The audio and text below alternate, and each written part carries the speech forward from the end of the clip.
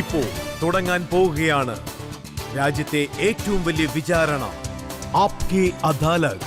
രജത് ശർമ്മയോടൊപ്പം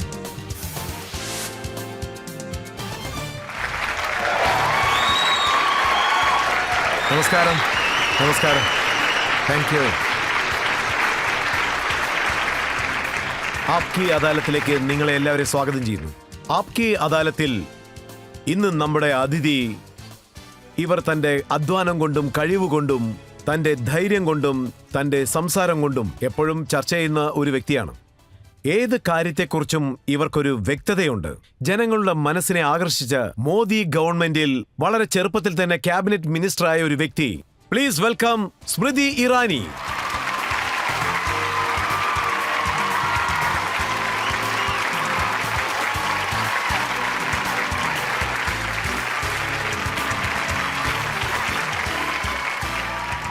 ആപ്കി അദാലത്തിൽ നമ്മൾ ചോദ്യശരങ്ങൾ എയ്യുന്നതിന് മുൻപ് തന്നെ ഇന്നത്തെ ജഡ്ജി ഒരു സീനിയർ എഡിറ്ററായ അജയ് ഉപാധ്യയെ സ്വാഗതം ചെയ്യാം. അദ്ദേഹത്തിന്റെ അനുവാദവും നമുക്ക് ചോദിക്കാം. അദാലത്തിന്റെ നടപടികൾ ആരംഭിക്കാവുന്നതാണ്. മാഡത്തിനോട് നമുക്ക് ചോദ്യങ്ങളൊക്കെ ചോദിക്കുന്നതിന് മുൻപ് സ്മൃതി ഇറാനിയെ കുറിച്ചുള്ള കാര്യങ്ങൾ നമുക്ക് കാണാം. വളരെ ഇൻട്രസ്റ്റിംഗ് ആയ കരിയർ നമുക്ക് നോക്കാം.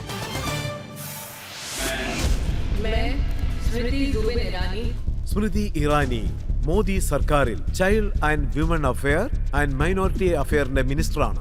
സ്മൃതി ഇറാനിയെ ആദ്യമായി പരിചയപ്പെടുത്തിയത് TV സീരിയലായ ക്യൂങ്കി സാസ്ബി കഫി ബഹുവിലാണ്. തന്റെ അഭിനയ മികവ് കൊണ്ട് ഒരു മരുമകളായി അഭിനയിച്ച് ജനങ്ങളെ ആകർഷിച്ചു. ജനങ്ങളുടെ സ്നേഹവും പിടിച്ചുപറ്റി. രാഷ്ട്രീയത്തിലാണ് സ്മൃതി ഇറാനിയെ എല്ലാവരും ശ്രദ്ധിക്കാൻ തുടങ്ങിയത്. ഒരു പ്രാവശ്യം ഇവർ ഡൽഹിയിലുള്ള ചാന്ദിനി ചൗക്കിൽ BJPയുടെ കാൻഡിഡേറ്റായി നിന്ന് ലോകസഭയിലേക്ക് മത്സരിച്ചു. അതിനുശേഷം BJPയുടെ പ്രധാന കാൻഡിഡേറ്റായ സ്മൃതി ഇറാനി മനസ്സിൽ തോന്നിയ കാര്യങ്ങൾ ധൈര്യമായി സംസാരിച്ച് ഒരു വ്യക്തിമുദ്ര പതിപ്പിച്ചു.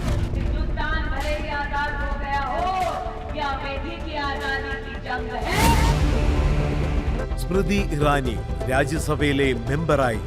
ചെറിയ പ്രായത്തിൽ തന്നെ മോദി ഗവൺമെന്റിൽ ക്യാബിനറ്റ് മിനിസ്റ്ററായി.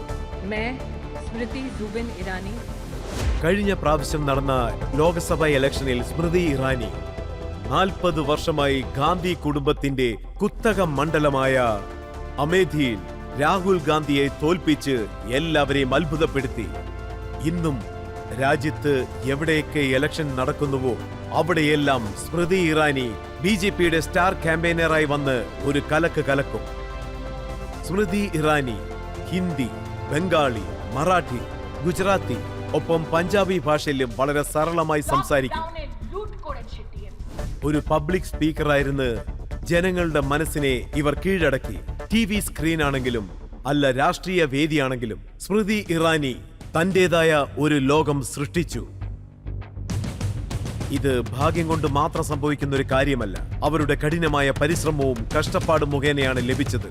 കേന്ദ്ര സർക്കാരിൽ minister, TV actor, writer and producer Smriti Irani Aapki അദാലത്തിൽ തന്റെ ഭാഗം സ്വയം വാദിക്കുന്നതായിരിക്കും.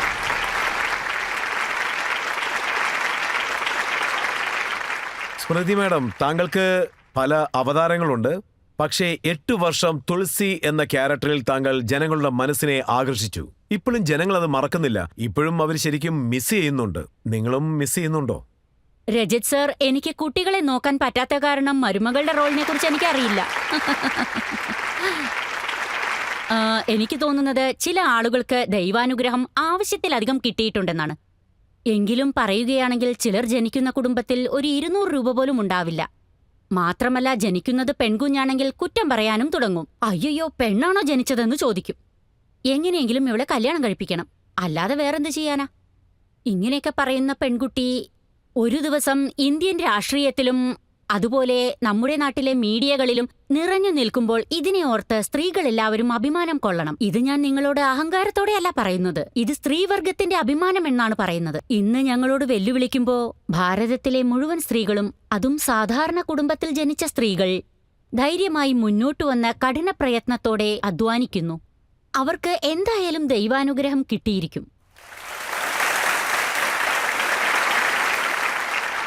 ഇന്ന് നോക്കുകയാണെങ്കിൽ താങ്കളുടെ റോൾ പൂർണ്ണമായും മാറിയിരിക്കുകയാണ്. ആ റോളുമായി ബന്ധപ്പെട്ട കാര്യങ്ങൾ അന്വേഷിക്കുകയാണ്. ഇന്നത്തെ വിചാരണ തുടങ്ങാൻ പോവുകയാണ്. ആപ്കി അദാലത്തിൽ സ്മൃതി ഇറാനിയുടെ പേരിലുള്ള ആദ്യത്തെ കുറ്റാരോപണം. ആപ്കി അദാലത്തിൽ സെൻട്രൽ മിനിസ്റ്റർ സ്മൃതി ഇറാനിയുടെ മേലുള്ള കുറ്റാരോപണം. ഇവർ രാഹുൽ ഗാന്ധിയെ സമാധാനത്തോടെ ഇരിക്കാൻ അനുവദിക്കുന്നില്ല. സ്മൃതി മാഡം, കോൺഗ്രസ് പാർട്ടി എന്താണ് പറയുന്നത് വെച്ചാൽ രാഹുൽ ഗാന്ധിയെ ഏറ്റവും കൂടുതൽ ഉപദ്രവിക്കുന്ന ഒരു വ്യക്തി ആരാണെന്ന് വെച്ചാൽ അത് താങ്കളാണെന്നാണ്. റീസെന്റ് ആയിട്ട് അവർ പറഞ്ഞത് എന്താണെന്ന് വെച്ചാൽ അദ്ദേഹം ലണ്ടനിലുള്ള സമയത്ത് അദ്ദേഹം ചില കാര്യങ്ങൾ പറഞ്ഞു, അതേ പിടിച്ചുകൊണ്ട് നിങ്ങൾ ഒരു ബഹുമാനവും നൽകാതെ സ്റ്റേറ്റ്മെന്റ് നൽകിയെന്ന്. ഞാൻ എന്റെ നാടിന്റെ സുരക്ഷയ്ക്ക് വേണ്ടി അപ്പീൽ ചെയ്യുന്നു. എന്റെ മാതൃഭൂമിക്ക് വേണ്ടി ഞാനൊരു കാര്യം പറയാം. അൺപാർലമെന്ററി വേർഡ്സ് നിങ്ങൾ പറയാൻ പാടില്ലെന്ന് പറഞ്ഞാൽ, എന്റെ നാടിന്റെ പ്രശസ്തിയെ നിങ്ങൾ മറ്റൊരു നാട്ടിൽ വെച്ച് അപമാനിക്കരുതെന്ന് പറഞ്ഞാൽ അതെന്താ തെറ്റായ സ്റ്റേറ്റ്മെന്റ് ആണോ? അദ്ദേഹം എന്താണ് പറഞ്ഞത് വെച്ചാൽ സ്മൃതി ഇറാനി രാഹുൽ ഗാന്ധിയുടെ ട്രോൾ മിനിസ്ട്രിയിൽ വലിയൊരു മിനിസ്റ്ററാണെന്ന്. ഇത് നോക്കൂ, അദ്ദേഹം ഇത്തരത്തിലുള്ള കടുത്ത പ്രയോഗങ്ങളാണ് എനിക്കെതിരെ പറയുന്നത്. 8 വർഷം മുമ്പ് അദ്ദേഹം പറഞ്ഞതെന്താന്ന് വെച്ചാൽ സ്മൃതി എന്ന പേരിൽ ഒരുത്തി ഉണ്ടെന്ന്. എന്നാൽ ഇപ്പോൾ ഞാൻ നിങ്ങളോട് പറയുന്നു, ദൈവാനുഗ്രഹം എന്നൊന്നുണ്ട്. അതായത് ഇന്ത്യൻ രാഷ്ട്രീയത്തിൽ സ്മൃതിയുടെ പങ്കാളിത്തം അദ്ദേഹം സ്വീകരിക്കുന്നേയില്ല. ഏത് സ്മൃതി ഇറാനിയെയാണോ അവരുടെ ക്യാബിനറ്റിലുള്ളവർ അപമാനപ്പെടുത്തി താഴ്ത്തിക്കെട്ടി സംസാരിച്ചത്, ആ ക്യാബിനറ്റിൽ അദ്ദേഹം പ്രമോഷനൊക്കെ നൽകിയിട്ടുണ്ട്. എന്നാൽ അതേ സ്മൃതി ഇറാനി ഇപ്പോൾ അദ്ദേഹത്തിന് തലവേദനയുണ്ടാക്കിക്കൊണ്ടിരിക്കുകയാണ്. ഇനിയും പറയുകയാണെങ്കിൽ അദ്ദേഹത്തിന്റെ മുഴുവൻ പടകളും അമേത്തിയിൽ അദ്ദേഹത്തെ ജയിപ്പിക്കാനായി ഇറങ്ങിയിരിക്കുകയാണ്. അദ്ദേഹം എന്താണ് പേടിക്കുന്നതെന്ന് വെച്ചാൽ 40 വർഷമായ അവരുടെ സാമ്രാജ്യമായിരുന്നു അത്. അതിനെയാണ് ഒരു സാധാരണ കുടുംബത്തിൽ ജനിച്ച സ്ത്രീ മൊത്തത്തിൽ നശിപ്പിച്ചത്. ഇതിൽ ഏറെ സങ്കടം എന്താണെന്ന് വെച്ചാൽ, ആരെയാണോ പൊളിറ്റിക്കൽ ലെഗസിയുടെ ഭാഷ എന്ന് കരുതിയിരുന്നത്, ഇന്ന് അദ്ദേഹം തെരുവീതികളിൽ അലയുകയാണ്. പൊളിറ്റിക്കൽ സപ്പോർട്ടിനു വേണ്ടി ഇന്ന് യാചിച്ചുകൊണ്ടിരിക്കുകയാണ്. പൊളിറ്റിക്കൽ മേഴ്സിക്ക് വേണ്ടി. ഇത് ഞാൻ കാരണമാണെന്ന് വിചാരിക്കുമ്പോൾ എനിക്ക് അഭിമാനമുണ്ട്. അതിനെന്ത് ശിക്ഷ തന്നാലും ഞാൻ സ്വീകരിക്കാൻ തയ്യാറാണ്. ഞാൻ ഈ ആപ്കി അദാലത്തിൽ 2019 നടന്ന ഇലക്ഷനിലും ഇവിടെ വന്നിട്ടുണ്ട്. അപ്പോ UPയുടെ ക്യാപിറ്റലിൽ നമ്മൾ മീറ്റ് ചെയ്തിട്ടുണ്ട്. അപ്പോഴും ഞാൻ ഒരു കാര്യമാണ് പറഞ്ഞത്. അമേത്തിയെ മുന്നോട്ട് കൊണ്ടുവരുവാൻ വേണ്ടി കോൺഗ്രസിലെ റൌഡികൾ എന്നെ ഭീഷണിപ്പെടുത്തിയാലും ശരി, അതല്ല എന്നെക്കുറിച്ച് തെറ്റായി സംസാരിച്ചാലും ശരി, അവർ എന്തു പറഞ്ഞാലും ഞാനത് സ്വീകരിക്കും. അന്നും ഞാൻ സ്ട്രോങ് ആയിരുന്നു, ഇന്നും ഞാൻ സ്ട്രോങ് ആണ്. ഈ കഴിഞ്ഞ 40 വർഷം വിട്ടേക്ക്. അമേത്തിയിൽ നിന്നും രാഹുൽജി എന്നു മുതലാണ് മിനിസ്ട്രിയിലേക്ക് വന്നത്, അന്നു മുതൽ അമേത്തിയെ അപമാനിച്ചിട്ടേ ഉള്ളൂ. മാത്രമല്ല, അമേത്തിക്ക് അന്നു മുതൽ യാതൊരു മുന്നേറ്റവുമില്ല. എന്നാൽ ഇന്ന് അമേത്തിയുടെ മുന്നേറ്റത്തിനു വേണ്ടിയും അവിടുത്തെ ജനങ്ങൾക്കു വേണ്ടിയും ഞാൻ എന്തും ചെയ്യും. അല്ലെങ്കിൽ എന്റെ പേര് മാറ്റിക്കോ.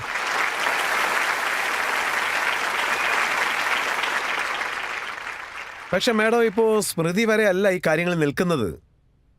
നിങ്ങൾ ലണ്ടനിൽ പോയി സംസാരിക്കുമ്പോൾ അവിടെയും പ്രശ്നങ്ങൾ ഉണ്ടാകുന്നു. എന്റെ അറിവിൽ ഇവിടെ ഒരുപാട് ഇന്ത്യക്കാരുണ്ട്. ഇവരുടെ ഇടയിൽ യുവാക്കളുണ്ട്, സീനിയർ സിറ്റിസൺസ് ഉണ്ട്, മാത്രമല്ല സ്ത്രീകളുമുണ്ട്. ഞാൻ നിങ്ങളോടൊരു ചോദ്യം ചോദിക്കാൻ ആഗ്രഹിക്കുന്നു. നമ്മുടെ വീടുകളിൽ കുടുംബകലഹം ഉണ്ടാകുന്നത് സാധാരണമാണ്. പക്ഷേ നമ്മൾ എന്താ പറയാ? കുടുംബത്തിലുണ്ടാകുന്ന വഴക്ക് പുറത്തറിയാൻ പാടില്ല. നമ്മുടെ അമ്മ നമ്മളോട് പറയുന്നുണ്ടോ കുടുംബത്തിലുണ്ടാവുന്ന കാര്യം പുറത്തു പോയി പറയുന്നു? അതുപോലെ നമ്മുടെ നാടിനെപ്പറ്റി പുറത്തുള്ള രാജ്യത്ത് പോയി മോശമായി പറയാൻ ആരെങ്കിലും പറയുന്നുണ്ടോ? ഇതിനാർക്കെങ്കിലും ഉത്തരം പറയാൻ പറ്റുമോ? ഇന്ന് ഈ ആപ്കി അദാലത്തിൽ ജനങ്ങളോട് തന്നെ ഞാൻ ചോദിക്കട്ടെ, നിങ്ങളുടെ നാട്ടിലെ ഡെമോക്രസി എന്താ മരിച്ചുപോയോ? ഇപ്പോഴും നിങ്ങൾ 5 വർഷത്തിലൊരിക്കൽ ഇലക്ഷനിൽ പോയി വോട്ടിട്ട് നിങ്ങൾക്ക് ഇഷ്ടമുള്ള നേതാവിനെയല്ലേ തിരഞ്ഞെടുക്കുന്നത്? ശരി, നിങ്ങളിടുന്ന വോട്ട് റൂളിംഗ് പാർട്ടിക്കല്ല, ഓപ്പോസിറ്റ് പാർട്ടിക്കാണ്. എന്നിരുന്നാലും നിങ്ങൾക്ക് വോട്ട് ചെയ്യാനുള്ള പരിപൂർണ സ്വാതന്ത്ര്യം നിങ്ങൾക്ക് ഇവിടെ കിട്ടുന്നില്ലേ? നിങ്ങൾ ഇത്രയധികം ആളുകൾ ഇവിടെ ഇരിക്കുന്നുണ്ട്. ഞാൻ നിങ്ങളോട് തന്നെ ചോദിക്കാം, ഈ ദിവസം വരെ നരേന്ദ്രമോദിജി നിങ്ങളിൽ ആരോടെങ്കിലും എനിക്ക് നിങ്ങൾ വോട്ട് ചെയ്തിട്ടുണ്ടോ ഇല്ലയോ എന്ന് ചോദിച്ചിട്ടുണ്ടോ? എങ്കിലും അദ്ദേഹം റോഡുണ്ടാക്കി തന്നില്ലേ? അതിലൂടെ വോട്ടിടാതവനും പോകുന്നില്ലേ? ടോയ്ലറ്റ് ഉണ്ടാക്കി കൊടുത്തു. നമ്മുടെ നാട്ടിലെ 110 മില്യൺ കുടുംബങ്ങൾക്കും ഉണ്ടാക്കിക്കൊടുത്തു. പ്രത്യേകിച്ച് സ്ത്രീകൾ കഷ്ടപ്പെടാൻ പാടില്ലെന്ന് കരുതിയിട്ട്. അതിരിക്കട്ടെ, നരേന്ദ്രമോദി സാറ് ആരോടെങ്കിലും വന്ന് പറഞ്ഞിട്ടുണ്ടോ നീ താമരയ്ക്ക് വോട്ട് ചെയ്തെങ്കിൽ മാത്രമേ ടോയ്ലറ്റിൽ പോകാൻ പാടുള്ളൂന്ന്? ഇവിടെ ഇരിക്കുന്ന എല്ലാ ഇന്ത്യക്കാരോടും ഞാൻ ഒരു കാര്യമാണ് ചോദിക്കാൻ ആഗ്രഹിക്കുന്നത്. നിങ്ങൾക്ക് മോദിജിയുടെ മേൽ എന്ത് പരാതികളുണ്ടെങ്കിലും ഉടനെ തന്നെ ഇന്ത്യയെ വിഭജിക്കാൻ പറഞ്ഞ് ആക്രോശിക്കുവോ? ഇന്ത്യയെ വിഭജിക്കേ എന്ന് ആഹ്വാനം ചെയ്യുന്നവന് നിങ്ങൾ ഫുൾ സപ്പോർട്ടും കൊടുക്കുവോ? നമ്മുടെ നാട് സപ്പോർട്ട് ചെയ്യുന്നില്ലെന്ന് കരുതി നിങ്ങൾ വിദേശത്ത് പോയി ഒച്ചവെക്കോ? നമ്മുടെ യൂണിവേഴ്സിറ്റി സംസാരിക്കാൻ അദ്ദേഹത്തിന് അനുവാദമില്ല. അതുകൊണ്ടാണ് കേംബ്രിഡ്ജിലേക്ക് പോകുന്നത്. നമ്മളാണ് ഇതിനെല്ലാറ്റിനും സാക്ഷി. 2021 തമിഴ്നാട്ടിലെ ഒരു സ്കൂളിൽ പോയി അദ്ദേഹം വളരെ മോശമായി സംസാരിച്ചു. സംസാരിച്ചില്ലേ? നമ്മളെല്ലാവരും സാക്ഷികളായില്ലേ? 2016-ൽ JNU-ൽ വെച്ച് ഇന്ത്യയെ വിഭജിക്കണമെന്ന് പറഞ്ഞപ്പോൾ ഇദ്ദേഹം അവിടെ പോയി സപ്പോർട്ട് ചെയ്തിരിക്കുന്നു, ഇല്ലേ? സോറി രജത് സാർ, ഈ അദാലത്തിൽ ജനങ്ങൾ തീരുമാനിക്കട്ടെ. ഈ രാഹുൽ ഗാന്ധിക്ക്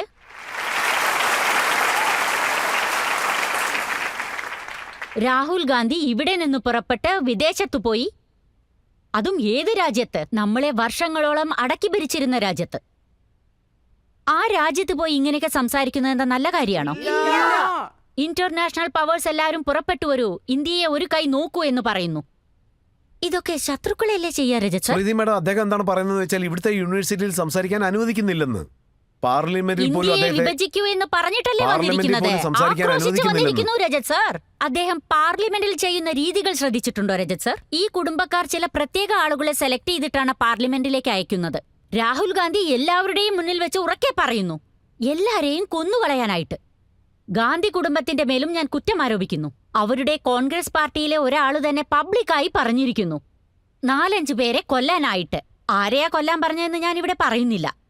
ഗാന്ധി കുടുംബത്തിൽ നിന്നും അവരെ തെരഞ്ഞെടുത്തിരിക്കുന്നു. ജനങ്ങൾ എല്ലാവരും സാക്ഷിയാണ്. നാട്ടിലെ വൈസ് പ്രസിഡന്റ് അവിടത്തെ ചെയർമാനാണ്, രാജ്യസഭയിലെ. നമ്മുടെ നാട്ടിൽ എപ്പോഴാ ഇങ്ങനെയൊക്കെ? ഞാൻ ഇവിടെ ഇരിക്കുന്നവരോട് തന്നെ ചോദിക്കട്ടെ. നമ്മുടെ നാട്ടിലെ ഉപരാഷ്ട്രപതിയുടെ സ്ഥാനത്തിരുന്ന് ബുക്കെടുത്ത് വലിച്ചെറിയുന്നു, പേപ്പറുകൾ വലിച്ചെറിയുന്നു. He's a vice president of India, speaker of the house. അദ്ദേഹം നമ്മുടെ സ്പീക്കറാണ്, BJP-യുടേതല്ല. Of the house of the people. You are the people. അത് നിങ്ങളാണ്. നിങ്ങളുടെ പ്രതിനിധികളായാണ് ഞങ്ങൾ അവിടെ പോയിരിക്കുന്നത്. ഞങ്ങൾ നിങ്ങളുടെ പ്രതിനിധികളാണ്. നിങ്ങളുടെ പ്രതിനിധികളായ ഇവർ ലോകസഭയിലെ സീറ്റിൽ പോയിരിക്കും. അവിടെ ഇരുന്നു കൊണ്ടവർ രാഹുൽ ഗാന്ധിയുടെയും സോണിയാഗാന്ധിയുടെയും വാക്കും കേട്ടുകൊണ്ട് അവിടെയുള്ള പേപ്പറുകളൊക്കെ കീറി വലിച്ചെറിയോ? അതും സ്പീക്കറെ നോക്കിയെറിയോ? ജനങ്ങൾ ഇത് അംഗീകരിക്കോ? സംസാരിക്കാൻ അനുവദിക്കില്ലെന്ന് പറയുന്നു. അദ്ദേഹം സംസാരിക്കാൻ എഴുതിക്കുമ്പോൾ സാർ, അവിടെ മൈക്കെന്നൊന്നില്ല, പിന്നെ എങ്ങനെ ഓഫ് ചെയ്യാനാ?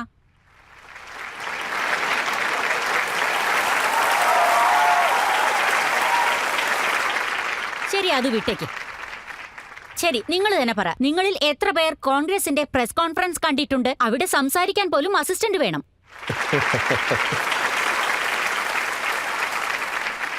അതുമാത്രമല്ല, വേറൊരു കാര്യം കൂടിയുണ്ട്. വേണമെങ്കിൽ നിങ്ങൾ തന്നെ പോയി നോക്ക് അവരുടെ രീതികൾ. അവരെന്താ പറഞ്ഞിരിക്കുന്നതെന്നറിയോ? Unfortunate member of parliament. അവര് മെമ്പർ ഓഫ് പാർലമെന്റ് ആയി ഇരിക്കുന്നത് തന്നെ അപമാനമായി കരുതുന്നത്രേ. ഇവിടെ ഇരിക്കുന്ന എല്ലാവർക്കും എല്ലാ കാര്യങ്ങളും അറിയാം. അദ്ദേഹം അറിയാതെ പറഞ്ഞ ഒരു കാര്യത്തിൽ പിടിച്ചങ്ങ് കയറി, അല്ലേ മാഡം? ഇവിടെ കാര്യം അതല്ല രജത് സർ. കോൺഗ്രസ് ചെയ്യുന്ന തെറ്റുകൾ ജനങ്ങൾ എല്ലാവരും അനുഭവിക്കണമെന്നാണോ? എന്നാൽ ഇതാ ഇവിടെ സംഭവിക്കുന്നത്. രാഹുൽ ഗാന്ധി ചെയ്യുന്ന തെറ്റ് കോൺഗ്രസിന്റെ തെറ്റായി നിങ്ങൾ പറയുന്നുണ്ടെങ്കിൽ അതെന്തിനാ ടാക്സ് പെയ്ഡിന് മേൽ ചുമത്തുന്നു? നാട്ടിലെ ജനങ്ങൾ എന്തിനാണ് അത് അടയ്ക്കുന്നത്? നമ്മുടെ നാട്ടിനെ പറ്റി നീ വിദേശത്തിരുന്ന് കുറ്റം പറഞ്ഞില്ലേ? അപമാനപ്പെടുത്തി, കുറ്റം പറഞ്ഞു. ഇതൊന്നും പോരാതെ അവിടെ പോയിട്ട് എല്ലാവരോടും ഇങ്ങോട്ട് വരാൻ പറഞ്ഞു. നമ്മുടെ ഈ യങ്സ്റ്റേഴ്സിനെ പറ്റി ഞാൻ പറയാം രജത് സർ. ഇന്ന് ലോകത്തിലെ എക്കണോമിക്സ് പൊസിഷനിൽ 5-ാം സ്ഥാനമാണ് നമുക്കുള്ളത്. നമ്മൾ ഇത്രത്തോളം വളർന്നിട്ടുണ്ടെങ്കിൽ എന്താണതിന്റെ അർത്ഥം? ഇവരുടെ ഭാവിയാണ് ഇനി പ്രകാശിക്കാൻ പോകുന്നത്. രാഹുൽ ഗാന്ധി ലണ്ടനിൽ പോയിട്ട് ഇവരെയാണ് കുറ്റം പറഞ്ഞിരിക്കുന്നത്.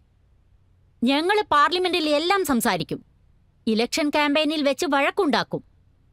ഈ യുവാക്കളുടെ ഭാവിയെയാണ് അവർ ഉന്നം വെക്കുന്നത്. നമുക്കുമേൽ എക്കണോമിക് സാങ്ഷൻ വരണമെന്നാണ് അവർ പ്രതീക്ഷിക്കുന്നത്. അങ്ങനെ സംഭവിക്കാഞ്ഞാൽ ദേഷ്യം വരും.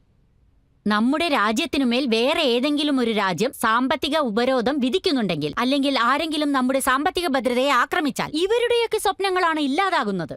ഇവര് നമ്മുടെ നാടിനെ മാത്രമല്ല, മോദിയെ മാത്രമല്ല, ഈ യുവാക്കളുടെ ഭാവി കൂടിയാണ് നശിപ്പിക്കുന്നത്. ഈ ചെയ്യുന്നതൊക്കെ കയ്യും കെട്ടി നോക്കി നിൽക്കാനാണോ പറയുന്നത്? ജനങ്ങൾ പറയുന്നത് എന്താന്ന് വെച്ചാൽ ക്യാബിനറ്റ് എന്നത് മിനിസ്റ്റേഴ്സിന് ഇരിക്കാനുള്ള സ്ഥലമാണെന്നാണ്. എന്നാൽ ഈ ക്യാബിനറ്റാണ് നമ്മുടെ നാടിന്റെ പ്രശസ്തിയെ ഉയർത്താൻ പോകുന്നത്.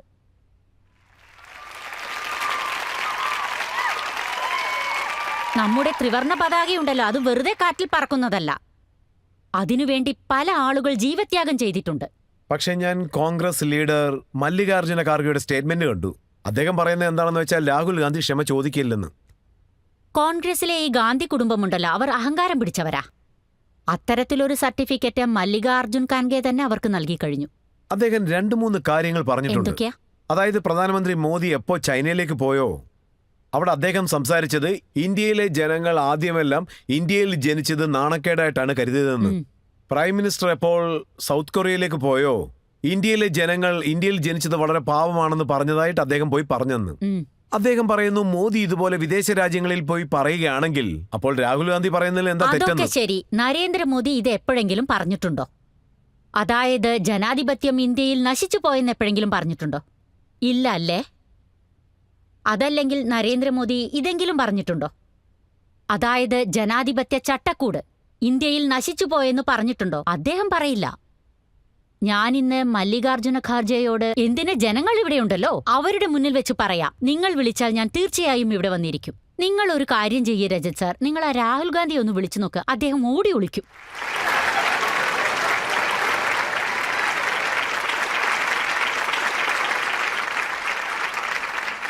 ഞാനിപ്പോ ഇവിടെ വെച്ച് ചോദിക്കാം, കോൺഗ്രസ് ഭരണത്തിനിടയിൽ കൽക്കരി മോഷണം സംഭവിച്ചു, അപ്പോഴെന്താ ജനങ്ങൾ സന്തോഷിച്ചോ? കോമൺവെൽത്തിൽ കുഴപ്പങ്ങൾ സംഭവിച്ചുകൊണ്ടിരിക്കുമ്പോ ഇവിടുത്തെ യങ്സ്റ്റേഴ്സ് ഒക്കെ അവിടെ പോയിരുന്നു. ആ സമയത്ത് നിങ്ങളുടെ കൺമുന്നിൽ തന്നെ ആ സ്റ്റേഡിയം ഉടഞ്ഞു താഴെ വീണു.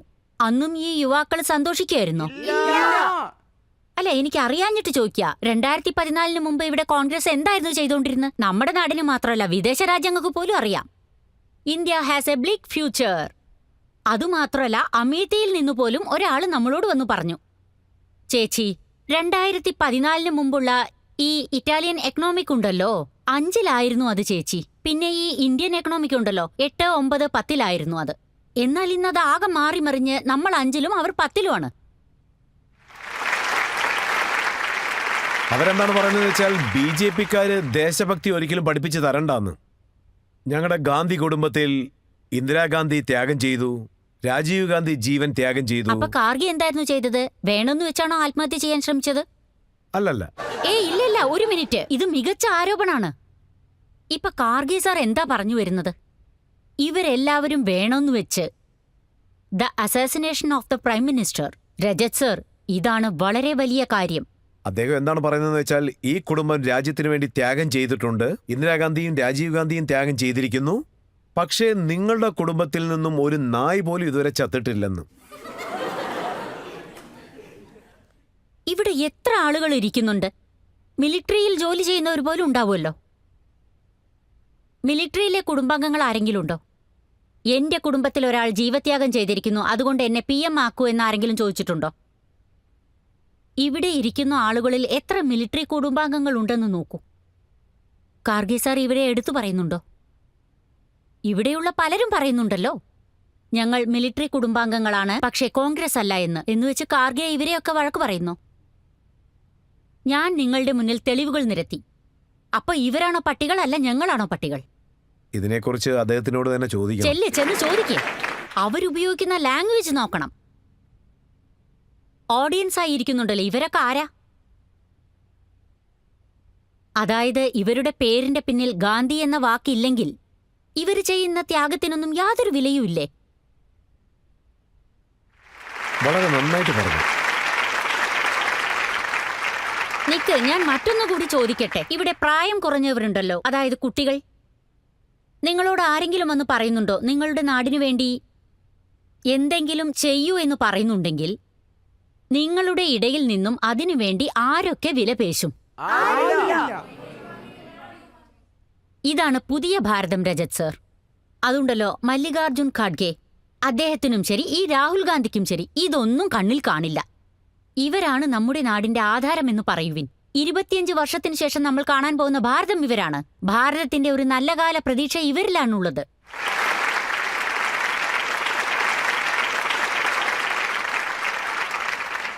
അതോടൊപ്പം അതിരഞ്ജൻ ചൗധരി എന്താണ് പറഞ്ഞതെന്ന് വെച്ചാൽ BJP മെമ്പേഴ്സ് എല്ലാവരും രാഹുൽ ഗാന്ധിയുടെ പിന്നിൽ തന്നെ ഉണ്ടെന്ന്. കാരണം അവർക്ക് രാഹുൽ ഗാന്ധിയെ കണ്ട പേടിയാണെന്ന്. ഞാൻ ഇന്ന് BJPയിലെ ഒരു സാധാരണ മെമ്പറായി ഇരിക്കുന്നത് കൊണ്ടാണ് ഇത് പറയുന്നത്. നിങ്ങൾ എന്നോട് രാഷ്ട്രീയ ഭാഷ സംസാരിച്ചാൽ രജത് സർ, ഞാൻ മാത്രമല്ല ഇവിടെയുള്ള എല്ലാവരും പറയും രാഹുൽ ഗാന്ധിയാണ് ഇവിടുത്തെ മെയിൻ സ്പീക്കറായിരിക്കുന്നതെന്ന്. അവർ ഇതേപോലെയോ അല്ലെങ്കിൽ ഇതിൽ കൂടുതലായോ സംസാരിക്കട്ടെ. എന്നാൽ ഇതുപോലെയൊക്കെ സംസാരിക്കുന്നുണ്ടല്ലോ. ഞാൻ പറയുന്നത് ആപ്കെ അദാലത്തിൽ ഇവിടെ ആരും ഇരിക്കണ്ട. അതേപോലെ തന്നെ ഇവിടുത്തെ ജഡ്ജിന്റെ സീറ്റിലും ആരും ഇരിക്കണ്ട. അതുപോലെ ഈ 2 ക്ലർക്കുകളും വേണ്ട. ആകെ വേണ്ടത് 2 ക്യാമറയും രജത് സാറും രാഹുൽ ഗാന്ധിയും. നിങ്ങൾ അദ്ദേഹത്തോട് ഒരേ ഒരു ചോദ്യം ചോദിക്കൂ. ഒരു പോയിന്റിൽ നിന്ന് അടുത്ത പോയിന്റ് മാത്രം ചോദിക്കൂ. Point number 1. നാട്ടിൽ കൊറോണയുടെ പ്രശ്നം വന്നപ്പോൾ ഇന്ത്യയിൽ തന്നെ വാക്സിൻ നിർമ്മിക്കുന്നുണ്ട്, അത് അത്ഭുതകരമായി പ്രവർത്തിക്കുന്നുമുണ്ട് എന്ന് പറയുന്നതിനു പകരം വിദേശത്തുനിന്നും വാക്സിൻ വാങ്ങാൻ നിർബന്ധിക്കുകയാണ് ഉണ്ടായത്. അതിന്റെ കാരണം ചോദിക്കൂ. അടുത്തതായി അദ്ദേഹത്തോട് ചോദിക്കേണ്ടത്, നാടിന്റെ പ്രൈം മിനിസ്റ്റർ തന്നെ വന്നു പറയുന്നു, വരൂ ഞാൻ നിങ്ങൾക്കൊക്കെ ഡിജിറ്റൽ ഫൈനാൻഷ്യലിനെ പറ്റി പറഞ്ഞു തരാം, വരുവിൻ എന്ന്. അപ്പോ ഇതേ രാഹുൽ ഗാന്ധി നമ്മുടെ ഇന്ത്യൻ ജനങ്ങളെ പുച്ഛിച്ചു സംസാരിച്ചു, ഇവറ്റകൾക്കൊന്നും ഫോൺ പോലും ശരിക്കും ഉപയോഗിക്കാൻ അറിയില്ലെന്ന്. ഇതൊന്നും പരിഹാസമല്ലേ? ഇന്ന് നിങ്ങൾ തന്നെ ഒന്ന് ശ്രദ്ധിച്ചു നോക്ക് നമ്മുടെ നാടിന്റെ UPI ട്രാൻസാക്ഷനെ പറ്റി. അത്ഭുതപ്പെട്ടു പോകും. 125 ലക്ഷം കോടിക്ക് ട്രാൻസാക്ഷൻ സംഭവിക്കുന്നുണ്ട്. ഇന്ത്യയിലെ വലിയ വലിയ നഗരങ്ങളിലല്ല ഇത് സംഭവിക്കുന്നത്, സാധാരണ ഗ്രാമങ്ങളിലാണ്.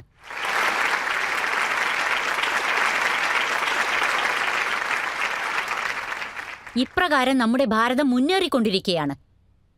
ഇതൊക്കെ കണ്ടിട്ട് എന്തുകൊണ്ടാണ് രാഹുൽ ഗാന്ധി ഇങ്ങനെ ബേജാറാവുന്നതെന്ന് ഞാൻ പറയാം. 2014 മുമ്പ് കുട്ടികൾക്കറിയില്ല, മുതിർന്നവർക്കറിയാം. ഒരു പാവപ്പെട്ടവന് ബാങ്ക് അക്കൗണ്ട് ഓപ്പൺ ചെയ്യണമെങ്കിൽ ബാങ്ക് ഒരിക്കലും പ്രോത്സാഹിപ്പിക്കില്ല, കാരണം അവരുടെ അടുത്ത് പേപ്പറുമില്ല, ബാങ്ക് ബാലൻസും ഉണ്ടാവില്ല. നരേന്ദ്രമോദി എല്ലാരെയും വിളിച്ചുകൂട്ടി, മിനിമം ബാലൻസ് ആരും കൊടുക്കണ്ട, ബാങ്കുകാര് തന്നെ നിങ്ങളുടെ വീട്ടിലേക്ക് വന്ന് വാതില് തട്ടുമെന്ന് അദ്ദേഹം പറഞ്ഞു. ശരിയല്ലേ? 480 മില്യൺ ബാങ്ക് അക്കൗണ്ടുകൾ എടുക്കപ്പെട്ടു. ശരിയല്ലേ? 480 മില്യൺ ബാങ്ക് അക്കൗണ്ടുകൾ ഓപ്പൺ ചെയ്തില്ലേ? 48 കോടി. അപ്പോ ഇന്ത്യൻ ഖജനാവിൽ നിന്നും കാശ് നേരിട്ട് ബാങ്ക് അക്കൗണ്ടിലേക്ക് പോയി. 28 ലക്ഷം കോടിക്ക് മുകളിൽ പണം പോയിട്ടുണ്ട്, നേരിട്ട് പാവപ്പെട്ടവരുടെ അക്കൗണ്ടിലേക്ക്. ഇപ്പൊ ഈ ചോദ്യം ഞാൻ നിങ്ങൾക്ക് തന്നെ വിട്ടുതരുന്നു. ഒരുപക്ഷെ ബാങ്ക് അക്കൗണ്ട് ഇല്ലായിരുന്നെങ്കിലോ? ഈ 28 ലക്ഷം കോടി എവിടേക്ക് പോവുമായിരുന്നു? കോൺഗ്രസിന്റെ പ്രശ്നം തന്നെ ഇതാണ്. പക്ഷെ അവരെന്താണ് പറയുന്നത് വെച്ചാൽ ഇത്രയും കാര്യങ്ങളെല്ലാം നടക്കുന്നില്ലേ? അദാനിയെ സംരക്ഷിക്കാൻ വേണ്ടിയാണ് ഇതെല്ലാം ചെയ്യുന്നതെന്ന്, അവരുടെ പേര് പാർലമെന്റിൽ വരാതെ നിങ്ങൾ തടയുന്നു എന്ന്. ഇത് നോക്കൂ, അവരുടെ ഒരു ലീഡർ പഞ്ചാബിൽ പറഞ്ഞെന്ന് തോന്നുന്നു, അദാനിയും അംബാനിയും ഒക്കെ ഉപേക്ഷിച്ച് മോദിയെ കൊല്ല്. ഇതിലെന്താ പ്രത്യേകത എന്ന് വെച്ചാൽ രാഹുൽ ഗാന്ധി ഇതിനെ എതിർത്തില്ല. അവരുടെ നേതാവ് എയർപോർട്ടിൽ ഇരുന്നു കൊണ്ട് ഈ എയർലൈൻ്റെ അടുത്ത് പോയിട്ട് മോദി നിങ്ങളെ നശിപ്പിക്കുമെന്ന് പറഞ്ഞിരിക്കുന്നു. ജനാധിപത്യത്തിന്റെ ശക്തി കാണണ്ടേ?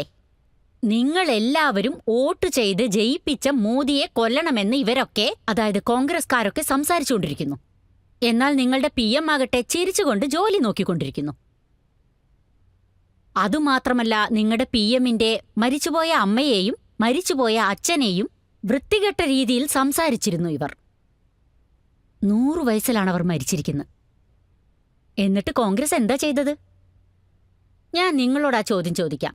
ഇവിടെ ഒരുപാട് ആൺകുട്ടികളും പെൺകുട്ടികളും ഉണ്ടല്ലോ. നിങ്ങളുടെ അച്ഛൻ ആരെങ്കിലും എന്തേലും പറഞ്ഞാ, അല്ലെങ്കിൽ അമ്മയെ ചീത്ത പറഞ്ഞാൽ നിങ്ങളിൽ ആരെങ്കിലും നിശബ്ദമായിരിക്കോ? ഞങ്ങളിരിക്കില്ല. എന്നാൽ മോദി നിശബ്ദനായിരുന്നു, കാരണം അദ്ദേഹം നാടിന്റെ നേതാവാണ്. അതുകൊണ്ടുതന്നെ അപമാനം എന്ന വിഷം ഡെയിലി കുടിച്ചുകൊണ്ടിരിക്കുന്നു. പറഞ്ഞു വന്നാൽ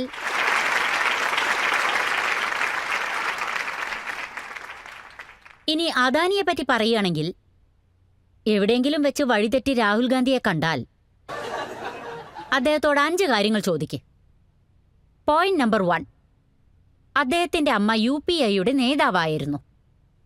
അപ്പോ അവരുടെ ഗവൺമെന്റ് തന്നെയല്ലേ അദാനിക്ക് 72 ലക്ഷം കോടി എക്സ്റ്റെൻഡ് ചെയ്തു കൊടുത്തത്? രണ്ടാമത്തെ ചോദ്യം, ഇദ്ദേഹത്തിന് ഗെലോത് സാറിനോട് ഒരുപാട് ബഹുമാനമുണ്ട്. ആ ഗെലോത് സാറിനോട് 60,000 കോടിക്കു വേണ്ടിയുള്ള industrial package Adani sir Rahul ഗാന്ധിയുടെ ആശീർവാദത്തോടെയല്ലേ തുടങ്ങിയത്? ഇനി മൂന്നാമത്തെ ചോദ്യം, പ്രസ് കോൺഫറൻസിൽ എങ്ങനെയാണ് സംസാരിക്കേണ്ടതെന്ന് ഇദ്ദേഹം അദാനിക്ക് പറഞ്ഞു കൊടുക്കുന്നു. ഇദ്ദേഹം മുഖാന്തരല്ലേ ഛത്തീസ്ഗറില് കൽക്കരി നിർമ്മാണം തുടങ്ങാൻ വേണ്ടി അദാനിക്ക് ആവശ്യമായ സഹായം, ആവശ്യമായിട്ടുള്ള ഉപകരണങ്ങൾ ഒക്കെയും ഇവരു തന്നെയല്ലേ ചെയ്തു കൊടുത്ത്? ഇത് കോൺഗ്രസിന് വേണ്ടിയുള്ള 4ാമത്തെ ചോദ്യം. എന്റെ ഓർമ്മയിൽ 1990 ആണെന്ന് തോന്നുന്നു, സിമൻലാൽ സർ തുറമുഖം കെട്ടാൻ വേണ്ടി ഗുജറാത്തിൽ സ്ഥലം നൽകി. ആ സമയത്ത് മൻമോഹൻ സിംഗ് ആയിരുന്നില്ലേ ഫിനാൻസ് മിനിസ്റ്റർ? ഇനി 5ാമത്തെ ചോദ്യം, 1985-ൽ എക്സിം പോളിസി രാജീവ് ഗാന്ധിയാണ് കൊണ്ടുവന്നത്. അപ്പോ അദാനി ട്രേഡിംഗ് ഹൗസ് ആയിരുന്നു. ശരി, ഈ രാജീവ് ഗാന്ധി ആരായിരുന്നു? ആദ്യം ഈ 5 ചോദ്യങ്ങൾക്ക് ഉത്തരം തരൂ. ആപ്കി അദാലത്തിൽ അഡാനി വന്ന സമയത്ത് ഇവരാണ് നൽകിയതെന്ന് അദ്ദേഹം നേരിട്ട് തന്നെ ഓ, പറഞ്ഞു. അങ്ങനെയാണോ? അതായത് ഇപ്പൊ ജനങ്ങൾക്കറിയാം, കോടതിക്കറിയാം, കുറ്റവാളിക്കൂട്ടിൽ നിൽക്കുന്ന എനിക്കും അറിയാം. ഈ കാര്യം ലോകത്ത് അറിയാതിരിക്കുന്ന ഒരേ ഒരാൾ രാഹുൽ ഗാന്ധി ആയിരിക്കും.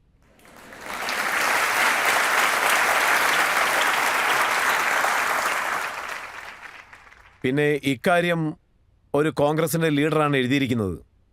ഒന്ന് ക്ഷമ കാണിക്ക് സ്മൃതി, ഒന്ന് ശ്വാസം വിടട്ടെ. കോൺഗ്രസ്കാരാണോ എഴുതിയിരിക്കുന്നത്? രാഹുൽ അടുത്ത പരിക്കിനെയും സ്വീകരിക്കും, പക്ഷെ ആദ്യത്തെ പരിക്കൊന്ന് ആറട്ടെ.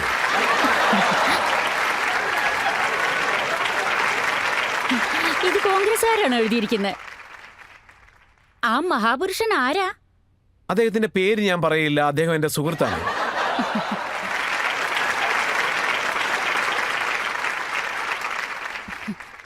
കേൾക്കാൻ നല്ല സന്തോഷമുണ്ട്. ഈ 9 വർഷത്തെ രാഷ്ട്രീയ ജീവിതത്തിൽ എന്നെ മുറിവേൽപ്പിക്കല്ലേ എന്നും പറഞ്ഞൊരുതൻ കരയുന്നു. എന്നാലും രാഹുൽ ഗാന്ധിക്കൊന്നും മനസ്സിലാവില്ല. നിങ്ങൾക്കും ദേ ഇല്ലല്ലോ. ഞാൻ തന്നെ അദ്ദേഹത്തെ ക്ഷണിച്ചിരിക്കുന്നു, വരൂ.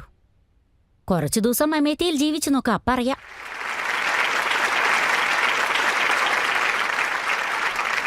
ഒരു ചെറിയ ബ്രേക്ക് എടുക്കാം. ബ്രേക്കിന് ശേഷം ആപ്കി അദാലത്തിൽ നമുക്ക് സ്മൃതി ഇറാനിയോട് പല ചോദ്യങ്ങൾ ചോദിക്കാം. കേജ്രിവാൾ പറയുന്നു മനീഷ് സിസോഡിയെ നിങ്ങൾ ജയിലിൽ നിന്ന് പുറത്തു കൊണ്ടുവരില്ലെന്ന്. അദ്ദേഹത്തെ ജയിലിലടച്ചു നോക്കുക എന്ന് ഗജർവാൾ തന്നെയല്ലേ പറഞ്ഞത്? ആ, പിന്നെ ജയിലിനെ പറ്റി പറയുകയാണെങ്കിൽ മനീഷ് സിസോഡിയെ വിട്ടേക്ക്, സത്യം ചെയ്യേ നോക്ക്. ജയിലിൽ സുഖവാസമല്ലായിരുന്നു. Welcome back. ആപ്കി അദാലത്തിൽ നമ്മൾ ക്യാബിനറ്റ് മിനിസ്റ്ററിനോട് കുറെ ചോദ്യങ്ങൾ ചോദിച്ചുകൊണ്ടിരിക്കുകയാണ്. എല്ലാ ചോദ്യങ്ങൾക്കും സ്മൃതി ഇറാനി ഉത്തരവും നൽകുന്നുണ്ട്. ആപ്കി അദാലത്തിൽ സെൻട്രൽ മിനിസ്റ്റർ സ്മൃതി ഇറാനിയുടെ മേലുള്ള കുറ്റാരോപണം ഇവരുടെ ഗവൺമെന്റ് പ്രതിപക്ഷ പാർട്ടികളെ ജീവിക്കാൻ അനുവദിക്കുന്നില്ലെന്നുള്ളതാണ്. സ്മൃതി മേഡം, ഈ കാര്യത്തിൽ ഓപ്പോസിറ്റ് പാർട്ടിക്കാരെല്ലാവരും ഒന്നാണ്. അവർ പറയുന്നു CBI, ED, ഇൻകം ടാക്സ് ഇവരെല്ലാം അവരുടെ കഴുത്ത് ഞെരിക്കുകയാണെന്ന്, ജീവിക്കാൻ അനുവദിക്കുന്നില്ലെന്ന്. സോണിയാഗാന്ധി ആണെങ്കിലും രാഹുൽ ഗാന്ധി ആണെങ്കിലും തേജസ്വി യാദവ് ആണെങ്കിലും സിസോഡിയ ആണെങ്കിലും എല്ലാവരും ഒരു കാര്യം തന്നെയാണ് പറയുന്നത്, EDയും CBIയും കഴുത്ത് ഞെരിക്കുന്നു എന്ന്. രജത് സർ, ഞാനൊരു കാര്യം ഇപ്പൊ നോർമലായി ചോദിക്കാം. ഒരു മിനിസ്റ്റർ ഉണ്ടായിരുന്നില്ലേ, റെയിൽവേയിൽ ഒരുപാട് അഴിമതികളൊക്കെ നടത്തിയിരുന്ന ആള്? ഈ അഴിമതിയിൽ ഏകദേശം 600 കോടി പണം എങ്ങോട്ടെന്നറിയാതെ ഒഴുകിപ്പോയി. സ്പോയിൽ റഫ് കറപ്ഷൻ പിടിക്കപ്പെട്ടു. 600 കോടി എന്ന് പറയുന്നുണ്ടല്ലോ, ഇതൊക്കെ ആരുടെയാ? എല്ലാറ്റിനും ഞങ്ങളുടെ കയ്യിൽ കണക്കുണ്ട്. ജനങ്ങളുടെ കാശാണ് മോഷ്ടിച്ചിരിക്കുന്നത്. അപ്പൊ അവരെ എന്താ ചെയ്യേണ്ടത്? അവരെല്ലാം ജയിലിലിടണം. അവരെ ജയിലിലടയ്ക്കാൻ ഇതാ ജനങ്ങൾ തന്നെ പറയുന്നു. എന്നാൽ ഇതിലൊരു പ്രശ്നമുണ്ട്. ഈ അഴിമതി നടത്തിയിരിക്കുന്ന മന്ത്രിമാരെയൊക്കെ ജയിലിലടയ്ക്കണമെങ്കിൽ അതിനൊക്കെ ഒരുപാട് ലീഗൽ ഇൻവെസ്റ്റിഗേഷൻ പ്രോസസ്സുകളുണ്ട്. ആ കാര്യത്തിൽ എനിക്ക് പോലും തലയിടാൻ പറ്റില്ല, ജനങ്ങളെക്കൊണ്ടും പറ്റില്ല. നമ്മുടെ ജനാധിപത്യത്തിന്റെ ശക്തി തന്നെ ഇതാണ്. നിങ്ങൾ ഇൻവെസ്റ്റിഗേഷൻ പ്രോസസ്സും ജുഡീഷ്യൽ പ്രോസസ്സും മുഴുവനാക്കണം. ഇപ്പോ ഓപ്പോസിഷൻ എന്താ പറയുന്നതെന്ന് വെച്ചാൽ ഈ പ്രോസസ് ഒന്ന് സ്ലോ ആക്കാൻ പറയുന്നു, കാരണം അവർ ഓപ്പോസിഷനാണ്. ഈ അവസരത്തിൽ ഞാൻ എന്താ പറയുന്നതെന്ന് വെച്ചാൽ UPI പവർ ഉണ്ടായിരുന്നപ്പോഴും മോഷ്ടിച്ചു, എതിർ സ്ഥാനാർത്ഥിയായിരിക്കുമ്പോഴും നിങ്ങൾ ബേജാറാവുന്നു, കാരണം നിങ്ങൾ കറപ്ഷൻ ചെയ്തിരിക്കുന്നു. എന്നാൽ നിങ്ങളെ പിടിക്കാനും പാടില്ല. നിൽക്കൂ, അവരെന്താണ് പറയുന്നതെന്ന് ഞാൻ പറയാം. തേജസ്വി യാദവ് പറഞ്ഞത്, അദ്ദേഹം പറയുന്നു 2017ലും റെയ്ഡ് വന്നിരുന്നു എന്ന്, 8 കോടിയുടെ കൊടുക്കൽ വാങ്ങൽ കാര്യങ്ങൾ പിടിച്ചു എന്ന്. 1000 കോടിക്കുള്ള കണക്കുകൾ പറഞ്ഞിട്ടുണ്ട്, പക്ഷെ ഒന്നിനും വ്യക്തമായ കണക്കുകളില്ല. ഇപ്പോൾ 800 കോടിയുടെ കണക്ക് പുതിയ... നോക്കാനല്ലേ നിങ്ങളെ വിളിക്കുന്നത്? ഞങ്ങൾ വിളിക്കുമ്പോഴൊക്കെ അവർക്ക് സമയമില്ലെന്ന് പറഞ്ഞൊഴിയുന്നു. അദ്ദേഹം പാവം അവിടെ വളരെ ഞാൻ ബിസിയാണ്. നിങ്ങളോടൊരു ചോദ്യം ചോദിക്കട്ടെ. സാധാരണ ജനങ്ങളല്ലേ നിങ്ങളൊക്കെ? പോലീസ് നിങ്ങളെ വിചാരണ ചെയ്യാൻ വിളിച്ചാൽ സോറി, ഞാൻ ഇപ്പോൾ അല്പം തിരക്കിലാണെന്ന് നിങ്ങളിൽ എത്ര ആൾക്കാർ പറയും? ഓപ്പോസിഷന്റെ പ്രത്യേകത തന്നെ ഇതാണ്. സോറി, ഞാനിപ്പോൾ അല്പം തിരക്കില, നാളെ വാ. പിറ്റേന്ന് വിളിക്കുമ്പോൾ പറയും ഞാൻ ഇപ്പോഴും തിരക്കിലാണ്, ഞാൻ വിളിക്കുമ്പോൾ വന്നാൽ മതിയെന്ന്. പിന്നീട് വിളിക്കുമ്പോൾ പറയും ഇല്ല, ഞാനിപ്പോൾ ബിസിയാണ്, എനിക്ക് സുഖമില്ല, ഞാൻ ഓക്സിജനിലാണ്, അതുമല്ലെങ്കിൽ ഞാൻ സിംഗപ്പൂരിലാണ് എന്നും പറയും. പക്ഷേ അവരുടെ അടുത്ത് ഓക്സിജൻ ടാങ്കും ഒന്നും ഉണ്ടാവില്ല. അതുകൊണ്ടാണ് ഞാൻ പറയുന്നത്, ഇന്ന് നമ്മളുടെ പ്രധാനപ്പെട്ട ശക്തി എന്താണെന്ന് വെച്ചാൽ മീഡിയ മുഖാന്തരമോ സോഷ്യൽ മീഡിയ മുഖാന്തരമോ എല്ലാ കാര്യങ്ങളും പെട്ടെന്ന് തന്നെ ജനങ്ങളിലേക്ക് എത്തുന്നു. ഇല്ല, അദ്ദേഹം എന്താണ് പറയുന്നതെന്ന് വെച്ചാൽ ED 128 കേസ് എല്ലാവരുടെയും പേരിൽ ഇട്ടിട്ടുണ്ടെന്ന്. അതിൽ 115 കേസുകൾ 95% കേസുകളും പ്രതിപക്ഷ പാർട്ടികളുടെ പേരിലാണ്. നോക്കൂ, പദവിയിൽ ഇരുന്നു കൊണ്ട് മന്ത്രിമാർ രാജ്യത്തെ ഒരുപാട് കൊള്ളയടിച്ചിരിക്കുന്നു. ജനങ്ങളെ നിങ്ങൾ എന്താ പറയുന്നത്? അവരെ വെറുതെ വിട്ടേക്കട്ടെ. പിന്നെ മോഡി എന്തിനാ ഇവരെ പിടിച്ചുവെച്ച് ഇവരെ സഫക്കേറ്റഡ് ആക്കുന്നത്? ഏകദേശം 9 വർഷമായി. ഇൻവെസ്റ്റിഗേഷന് വേണ്ടി സമയവും ഒതുക്കി വെക്കണം. ശരിക്കും ഓപ്പോസിഷനിലുള്ളവരോട് ഞങ്ങളുടെ ശക്തി കാണിക്കണമെന്ന് ഞങ്ങൾക്ക് തോന്നിയാൽ ഇങ്ങനെ 9 വർഷം തല നിവർത്തി പിടിച്ചിങ്ങനെ പുറത്തിറങ്ങി നടക്കുമോ? BJPയിൽ ഒരാൾ ചേർന്നാൽ അയാൾ ശുദ്ധനാകുമോ? ഹിമന്ത ബിശ്വ ശർമ്മയായാലും അങ്ങേരപ്പ BJP കാരനാണ്. സുബന്ധു അധികാരി, ഇവരെയൊക്കെ വാഷിംഗ് മെഷീനിലിട്ട് ക്ലീൻ ആയിട്ട് പുറത്തെടുത്തെന്ന്. ജനങ്ങൾ നിങ്ങളോടാണ് ഈ ചോദ്യങ്ങളൊക്കെ രാഹുൽ ചോദിക്കുന്നത്. ഗാന്ധിയുടെ അളിയൻ BJP കാരനാണോ? അല്ലല്ലോ. അയാളുടെ മേൽ എന്തൊക്കെ കുറ്റാരോപണങ്ങളുണ്ട്. അതുപോലെ ഗാന്ധി കുടുംബാംഗങ്ങളുടെ മേലും ഒരുപാട് കുറ്റാരോപണങ്ങളില്ലേ? എന്നിട്ടും ഗാന്ധി കുടുംബാംഗങ്ങൾ ബെയിലിൽ പുറത്തിറങ്ങിയില്ലേ? പിന്നെ ഇതിനൊക്കെ എന്താ അർത്ഥമുള്ളത്? അവര് യാതൊരു തെറ്റും ചെയ്തിട്ടില്ലെന്ന് കോർട്ടിൽ നിരൂപിക്കാൻ കഴിഞ്ഞാൽ എല്ലാ കേസും തവിടുപൊടിയായില്ലേ? തേജസ്വി യാദവ് എന്താണ് പറയുന്നതെന്ന് വെച്ചാൽ ലാലു പ്രസാദ് യാദവ് BJP ചേർന്നിരുന്നെങ്കിൽ അദ്ദേഹം സത്യവാൻ ഹരിചന്ദ്രൻ ആകുമായിരുന്നു. ഒരു അഴിമതി കഥയും പുറത്തേക്ക് അങ്ങനെയെങ്കിൽ വരില്ലായിരുന്നു തേജസ്വി എന്ന്. എന്താ പറയുന്നത്? അവരുടെ അച്ഛൻ ഹരിശ്ചന്ദ്രൻ സത്യവാനല്ലെന്നാണോ പറയുന്നത്?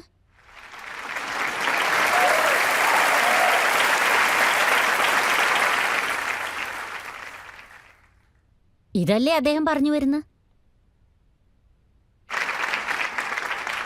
മാഡം നല്ലൊരു ചോദ്യമാണ് ചോദിച്ചത്. അദ്ദേഹം ഇവിടെ വരികയാണെങ്കിൽ ഞാൻ ആ ചോദ്യം ചോദിക്കാം. ഇതാ നോക്കൂ, മറ്റൊരാളും ഉണ്ട്. ഇടയ്ക്കിടയ്ക്ക് താങ്കളുടെ പേര് പറയും, അരവിന്ദ് കെജ്രിവാൾ. അദ്ദേഹം എന്റെ പേര് പറയേയില്ല. നിങ്ങൾ ഗജർവാളിന്റെ ഹിസ്റ്ററി എടുത്തു നോക്ക്. അദ്ദേഹം ഇതുവരെയും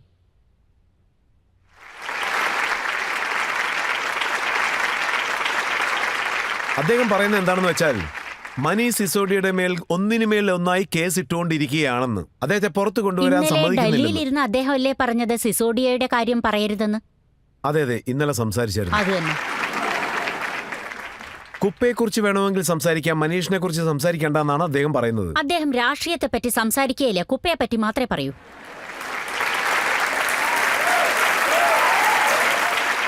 പക്ഷെ ഇക്കാര്യം സത്യമല്ലേ?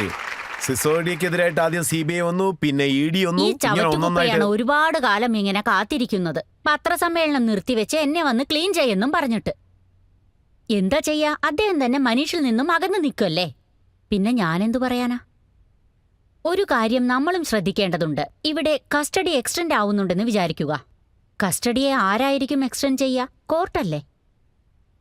ആ സമയത്ത് ഗജർവാളും രാഹുൽ ഗാന്ധിയും ഒക്കെ എന്താ പറയാ?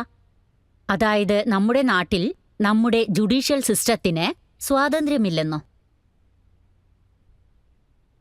ജുഡീഷ്യൽ സിസ്റ്റം സ്വാതന്ത്ര്യത്തോടെയല്ല എന്നുണ്ടെങ്കിൽ മറ്റ് ഓർഗനൈസേഷനുകളൊക്കെ വെറുതെ നോക്കി നിൽക്കുമെന്ന് തോന്നുന്നുണ്ടോ?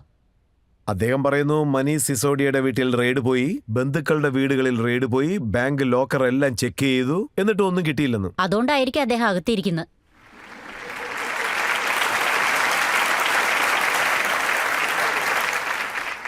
ഈ കാര്യങ്ങളൊക്കെ എടുത്തുകൊണ്ട് അവർ കോർട്ടിലേക്ക് പോയിരിക്കുന്നു. പക്ഷെ കോർട്ട് വേറെ എന്തോ കണ്ടിട്ടുണ്ട്. അതിലൊന്നും നമുക്ക് തലയിടാൻ പറ്റില്ല. അതിനൊന്നും യാതൊരു അവകാശവും ഇല്ല. പക്ഷെ കോമൺ സെൻസ് എന്താ പറയുന്നതെന്ന് വെച്ചാൽ അവർ തന്റെ കേസെടുത്ത് കോർട്ടിൽ പോയപ്പോ ഗജർവാളിന് വേണ്ടിയും വാദിച്ചിട്ടുണ്ടാവും, ഏജന്റിന് വേണ്ടിയും വാദിച്ചിട്ടുണ്ടാവും. എന്നാൽ കോർട്ടാകട്ടെ നിഷ്പക്ഷമായ ഒരു തീരുമാനമായിരിക്കും എടുത്തിട്ടുണ്ടാവുക. പക്ഷെ ഇതിൽ ഒളിഞ്ഞിരിക്കുന്ന ആ എവിഡൻസ് നമുക്ക് കാണാൻ പറ്റില്ല, എന്നാൽ കോർട്ടിന് കാണായിരിക്കും. കേജ്രിവാൾ പറയുന്നു നിങ്ങൾ മനീഷ് സിസോഡിയെ വെളിയിലേക്ക് വരാൻ അനുവദിക്കുന്നില്ലെന്ന്. ധൈര്യമുണ്ടെങ്കിൽ ജയിലിൽ അടയ്ക്കുന്ന ഗജർവാള് തന്നെയല്ലേ തന്റെ വായ കൊണ്ട് പറഞ്ഞത്? ഏജൻസി അദ്ദേഹത്തിന്റെ ആഗ്രഹം നിറവേറ്റി. ഏജൻസിയോട് എന്തിനാ ദേഷ്യപ്പെടുന്നത്? ജയിലിനെ പറ്റി പറയുകയാണെങ്കിൽ സിസോഡിയയെ വിട്ടേക്ക്, നമ്മുടെ സത്യം ചെയ്യെ നോക്ക്. സുഖവാസം അനുഭവിക്കല്ലേ അവിടെ.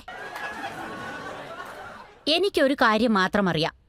ഗജർവാൾ എന്തോ തീരുമാനത്തോടെയാണ് രാഷ്ട്രീയത്തിലേക്ക് വന്നത്. അദ്ദേഹം രാഷ്ട്രീയത്തിൽ എന്തോ പുതിയതായി കൊണ്ടുവരാൻ ഉദ്ദേശിക്കുന്നു. ഇത് ഞാൻ ജനങ്ങളോട് തന്നെ ചോദിക്കട്ടെ.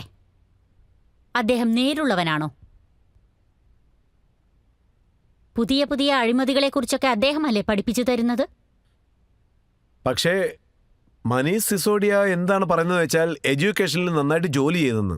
എഡ്യൂക്കേഷനും ലിക്കറും ഇത് രണ്ടും വ്യത്യസ്ത ഫീൽഡാണ്. ആ, എഡ്യൂക്കേഷനിലെ നല്ല കാര്യങ്ങൾ തടയാൻ വേണ്ടിയാണ് അദ്ദേഹത്തെ ലിക്കറിൽ നിങ്ങൾ പിടിച്ചതെന്ന്. വിദ്യാഭ്യാസത്തിൽ നല്ലത് ചെയ്യാൻ വേണ്ടി ലിക്കറിൽ അഴിമതി കാണിച്ചോ എന്നാണ് ചോദ്യം. അത് ചോദിക്ക്. അദ്ദേഹം അത്രത്തോളം നല്ലവനാണെങ്കിൽ പിന്നെ എന്തിനാ ക്യാൻസൽ ചെയ്തത്? ഞാൻ വീണ്ടും ചോദിക്കാം. എഡ്യൂക്കേഷന്റെ മുന്നേറ്റത്തിനു വേണ്ടി ഞാൻ ലിക്കറിൽ അഴിമതി കാണിച്ചു. ഇതൊക്കെ നിങ്ങൾ അംഗീകരിക്കോ? ഒരിക്കലുമില്ല. എഡ്യൂക്കേഷന് വേണ്ടി അദ്ദേഹം ആ, പറഞ്ഞിട്ടില്ലല്ലോ. അത് തന്നെ ഞാനും പറയുന്നത്. മദ്യ അഴിമതിയിൽ നിങ്ങൾ എന്നെ പിടിക്കരുത്. അതായത് അഴിമതി ചെയ്തിട്ടുണ്ട്, വിദ്യാഭ്യാസം കൊണ്ടുവന്നില്ലേ? ഒരഴിമതി നടന്നിട്ടില്ലെന്നാണ് ശരി, അദ്ദേഹം ഞാനും അത് പറയുന്നത്. തന്നെ പറയാം. അദ്ദേഹം അഴിമതി കാണിച്ചിട്ടില്ല. പക്ഷെ കോട്ടെന്താ ഉറങ്ങുമായിരുന്നോ? പക്ഷെ ന്യായം ചോദിച്ച് നിങ്ങൾ തന്നെയല്ലേ കോടതിയിൽ പോയത്? അപ്പൊ കോർട്ടാണോ തെറ്റ് ചെയ്ത്? ഈ ഗജർവാൾ എന്താ പറഞ്ഞു വരുന്നത്? അദ്ദേഹം പാവം ഒന്നും പറയുന്നില്ല. പക്ഷേ ഒരു കാര്യം വ്യക്തമായിട്ട് അദ്ദേഹം അറിയാം. ഒന്നും പറയുന്നില്ലെന്ന് വെച്ച് നിങ്ങൾ എന്നോട് ചോദിക്കുകയാണോ? ഞങ്ങൾ എന്തുകൊണ്ടാണ് താങ്കളോട് ചോദിക്കുന്നതെന്ന് വെച്ചാൽ നിങ്ങളാണ് ഗവൺമെന്റ്. അങ്ങനെയല്ല രജത് സർ, തീർച്ചയായും നിങ്ങൾക്കത് ചോദിക്കാം. കാരണം എനിക്ക് നിങ്ങളുടെ മുന്നിൽ ധൈര്യത്തോടെ വന്നിരിക്കാൻ പറ്റും.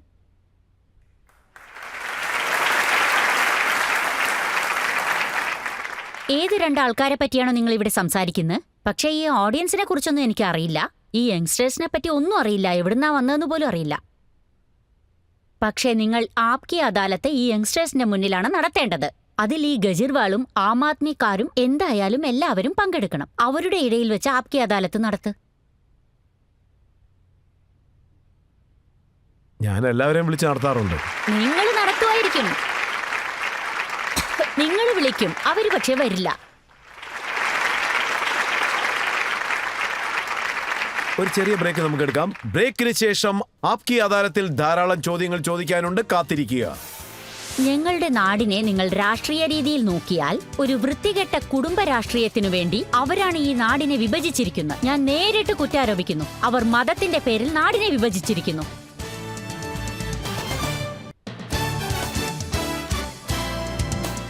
Welcome back. ആപ്കി അദാലത്തിൽ ഇന്നത്തെ നമ്മുടെ അതിഥി സെൻട്രൽ മിനിസ്റ്റർ സ്മൃതി ഇറാനി. ആപ്കി അദാലത്തിലെ അടുത്ത കുറ്റാരോപണം. ആപ്കി അദാലത്തിൽ സെൻട്രൽ മിനിസ്റ്റർ സ്മൃതി ഇറാനിയുടെ മേലുള്ള കുറ്റാരോപണം. ഇവരുടെ സർക്കാർ മുസ്ലിങ്ങളെ പേടിപ്പെടുത്തുന്നു. സ്മൃതി മാഡം, നിങ്ങൾ മൈനോറിറ്റി അഫെയർ മിനിസ്റ്ററാണ്. നിങ്ങൾ മന്ത്രിയായ ഉടൻ തന്നെ നിങ്ങളുടെ മേലുള്ള കുറ്റാരോപണം, നിങ്ങൾ സംഘപരിവാറിലെ ഒരു അംഗമാണ്. മാത്രമല്ല ഒരു പ്യൂർ ഹിന്ദുവിനെ മൈനോറിറ്റിയുടെ മിനിസ്റ്റർ ആക്കിയിരിക്കുന്നു. ചരിത്രത്തിൽ ഇതുപോലൊന്നും സംഭവിച്ചിട്ടില്ലെന്ന്. അല്ല, ഞാൻ ബംഗാളിലായിരുന്നു. അവിടെ മമതാ ബാനർജിക്ക് മെജോറിറ്റി ഉണ്ടായിരുന്നു. എലക്ഷൻ നടക്കുന്ന സമയത്ത് അവർ ദുർഗാമന്ത്രം ജപിക്കുമായിരുന്നു. ഇതിൽ നിന്ന് തന്നെ അവരുടെ മതം അറിയില്ലേ നിങ്ങൾക്ക്? ചേച്ചി അത് സമ്മതിക്കുമ്പോൾ എന്തുകൊണ്ട് ഇത് സമ്മതിക്കുന്നില്ല? സെൻട്രലിൽ ഇതുവരെ മുസ്ലിംസ് ആണ് മൈനോറിറ്റിയുടെ മിനിസ്റ്റർ ഇത് ആയിട്ട് നോക്ക്. ഇരുന്നിട്ടുള്ളത്. മൈനോറിറ്റി എന്ന് പറഞ്ഞാൽ എന്താണ് അർത്ഥം? മുസ്ലിം, ക്രിസ്ത്യൻ, പാർസി, ജൈൻ, ബുദ്ധ, സിഖ്. ഞാൻ പാഴ്സി കുടുംബത്തിലെ മരുമകളാണ്. ഈ ലോകത്ത് തന്നെ പാഴ്സികൾ 55,000 പേരേ ഉള്ളൂ.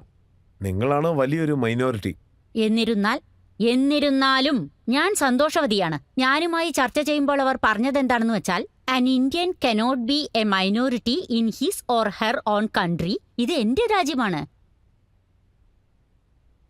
ഇതിൽ മെജോറിറ്റിയും ഇന്ത്യക്കാരാണ്. എന്നാൽ ഇവിടെ ഇന്ത്യക്കാരെ തന്നെ താഴ്ത്തിക്കെട്ടിയാണ് സംസാരിക്കുന്നത്. എന്തുകൊണ്ട്? ഞാൻ എന്റെ നാടിന്റെ സംസ്കാരത്തെ അടിസ്ഥാനമാക്കിക്കൊണ്ട് എന്നെക്കൊണ്ട് സംസാരിക്കാൻ പറ്റും. ഞാൻ വിദ്യാഭ്യാസ മന്ത്രിയായിരുന്നപ്പോൾ IIT-യിലെ കൗൺസിൽ നടന്നിരുന്നു. അപ്പോ IIT കൗൺസിലിൽ ആദ്യത്തെ വനിതാ ചെയർപേഴ്സൺ ആയിട്ട് ഇന്ത്യയിൽ നിയമിച്ചിരുന്നു. അവരുടെ പേരാണ് ടെസി തോമസ്.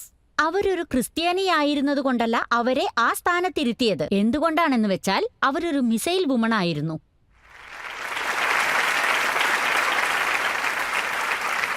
അതിരിക്കട്ടെ, ഇവിടുത്തെ എത്ര ആളുകൾക്ക് ഡോക്ടർ കലാമിനെ ഇഷ്ടമാണ്? അദ്ദേഹത്തെ ആരാണ് പ്രസിഡന്റ് ആക്കിയത്? ഭാരതീയ ജനതാ പാർട്ടിയല്ലേ പ്രസിഡന്റ് ആക്കിയത്? എന്നെ കുറ്റം പറയുന്നു. ഞാനൊരു ഹിന്ദുവായിട്ട് കൂടി മൈനോറിറ്റി മിനിസ്ട്രിയെ സപ്പോർട്ട് ചെയ്യുന്നതിന്. ആദ്യമൊക്കെ ഒരുപാട് മുസ്ലിമുകളല്ലേ ഉണ്ടായിരുന്നത്? അപ്പോ എല്ലാ ഓഫീസേഴ്സും മുസ്ലിമുകൾ തന്നെ വേണമെന്നാണോ നിങ്ങൾ പറഞ്ഞു വരുന്നത്? ആണോ? ഞാൻ ആരോപിക്കുന്നതല്ല, തൃണമൂൽ കോൺഗ്രസിലെ MP ആണ് പറയുന്നത്. അദ്ദേഹത്തിന്റെ കണ്ണിൽ മേടം പതിഞ്ഞില്ലേ? എന്നാൽ ഞാൻ ഇന്നൊരു കാര്യം പറയാം. ഈ മെജോറിറ്റി മൈനോറിറ്റിയുടെ കാര്യത്തിൽ രാഹുൽ ഗാന്ധി തന്നെ എന്നോട് ചോദിച്ചിരുന്നു, എഴുത്തിലൂടെയാണെന്ന് മാത്രം. ഞാൻ അദ്ദേഹത്തെ ചോദ്യം ചോദിക്കാൻ പഠിപ്പിച്ചു. ഞാൻ മൈനോറിറ്റി അഫയർ മിനിസ്റ്റർ പദവിയിലിരുന്ന് അദ്ദേഹത്തിന്റെ വയനാട് ലോക്സഭാ സ്ഥലത്ത് 295ഓളം പ്രോജക്റ്റുകൾ ഞാൻ തന്നെ ചെയ്തിട്ടുണ്ട്, എന്റെ അധികാരപരിധിയിൽ. അപ്പോൾ രാഹുൽ ഗാന്ധി എന്തുകൊണ്ടാണ് ഇങ്ങനെയൊക്കെ പറയുന്നത്? കുഴപ്പത്തിലായത് അദ്ദേഹം ഞാൻ കാരണമാണോ?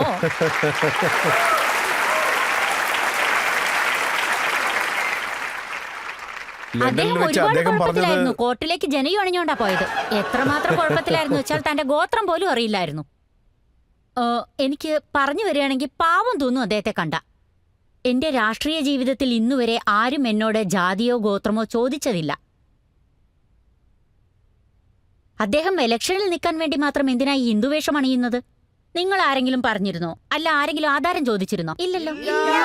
അദ്ദേഹം ഈ ധർമ്മത്തെ ഇന്ത്യൻ രാഷ്ട്രീയത്തിൽ രാഷ്ട്രീയ ആയുധമായാണ് ഉപയോഗിച്ചിരിക്കുന്നത്. ഇതിനെക്കുറിച്ച് നിങ്ങൾ OVC സാറിനോടും പറയേണ്ടി വരും. കാരണം അദ്ദേഹം പറയുന്നത് എന്താണെന്ന് വെച്ചാൽ രാജ്യം മുഴുവൻ ഒരു ഹേറ്റ് ക്രൈം നടക്കുന്നുണ്ടെന്ന്.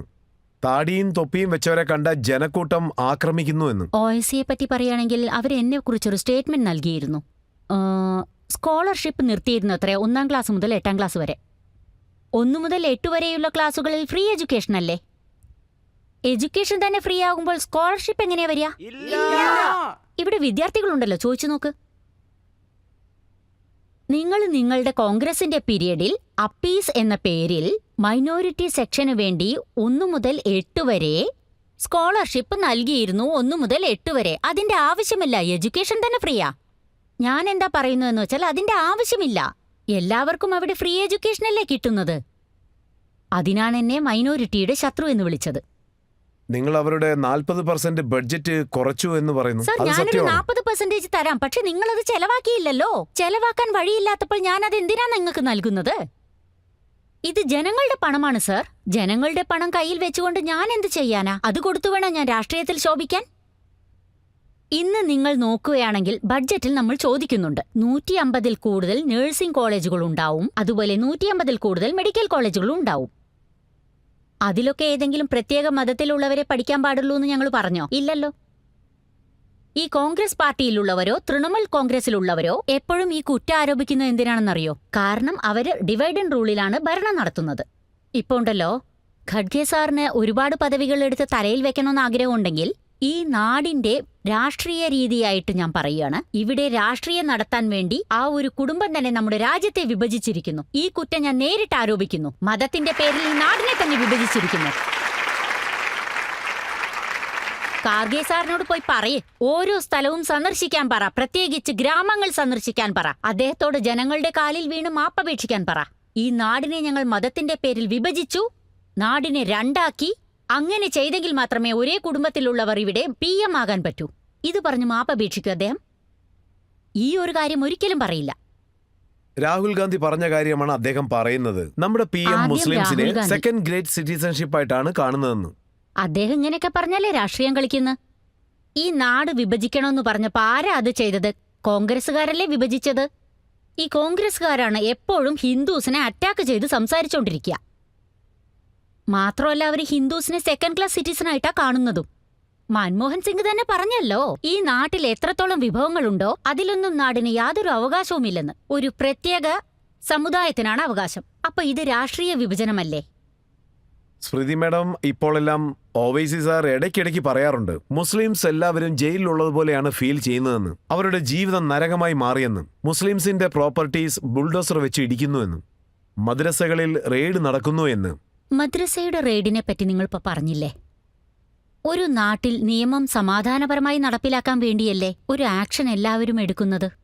അതുകൊണ്ട് തന്നെ അതിനെപ്പറ്റി ഒരുപാട് സംസാരിക്കാൻ പാടില്ല. എങ്കിലും ഞാനിപ്പോ ഇത് പറയുന്നത് എന്തിനാണെന്ന് വെച്ചാൽ, ഈ ആപ്കി അദാലത്തിൽ യോഗി സാർ ഒരു പ്രാവശ്യം വന്നിരുന്നില്ലേ? ഇവിടെ ഇരിക്കുന്നവർ ഏതൊക്കെ മതത്തിലുള്ളവരാണെന്ന് എനിക്ക് അറിയില്ല, സോറി. മാത്രമല്ല ഇതിൽ ആരൊക്കെയാണ് മൈനോറിറ്റി സെക്ഷനിലുള്ളവരെന്നും ഞാൻ ചോദിക്കില്ല. എങ്കിലും തീർച്ചയായിട്ടും നിങ്ങൾക്കൊക്കെ മൈനോറിറ്റിയിലുള്ളവരുമായിട്ട് ഫ്രണ്ട്ഷിപ്പ് ഉണ്ടായിരിക്കും.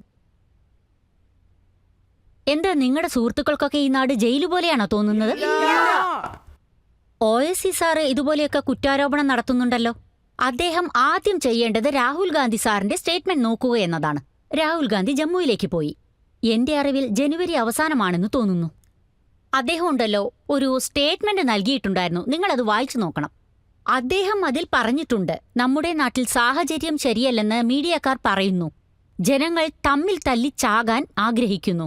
എന്നാൽ രാഹുൽ ഗാന്ധി എന്താ പറഞ്ഞിരിക്കുന്നെന്ന് വെച്ചാൽ, ഞാൻ എല്ലാ സ്ഥലവും ചുറ്റിക്കണ്ടു, എന്നാൽ ഒരാളുപോലും എന്റെ അടുത്ത് വന്ന് ഒരു പരാതിയും പറഞ്ഞില്ല, എല്ലാ സ്ഥലത്തും നോർമലായിട്ടാണ് പോയിക്കൊണ്ടിരിക്കുന്നതെന്ന്.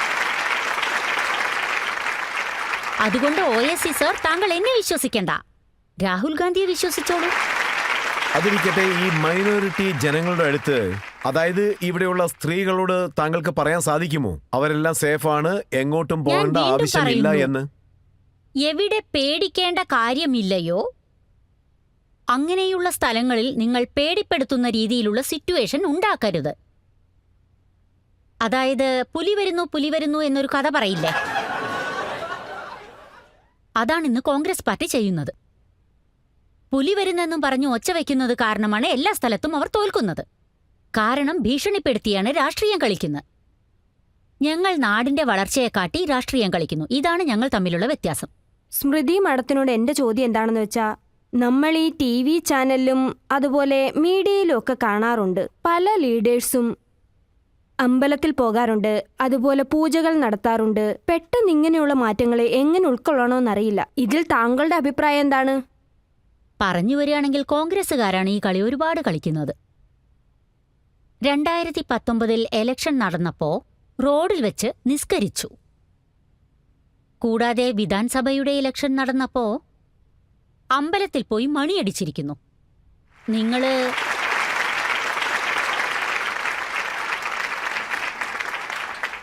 മതത്തിന്റെ പേരിൽ സംസാരിക്കണമെങ്കിൽ ഇസ്ലാം മതത്തിൽ രൂപ വഴിപാടുകളില്ല.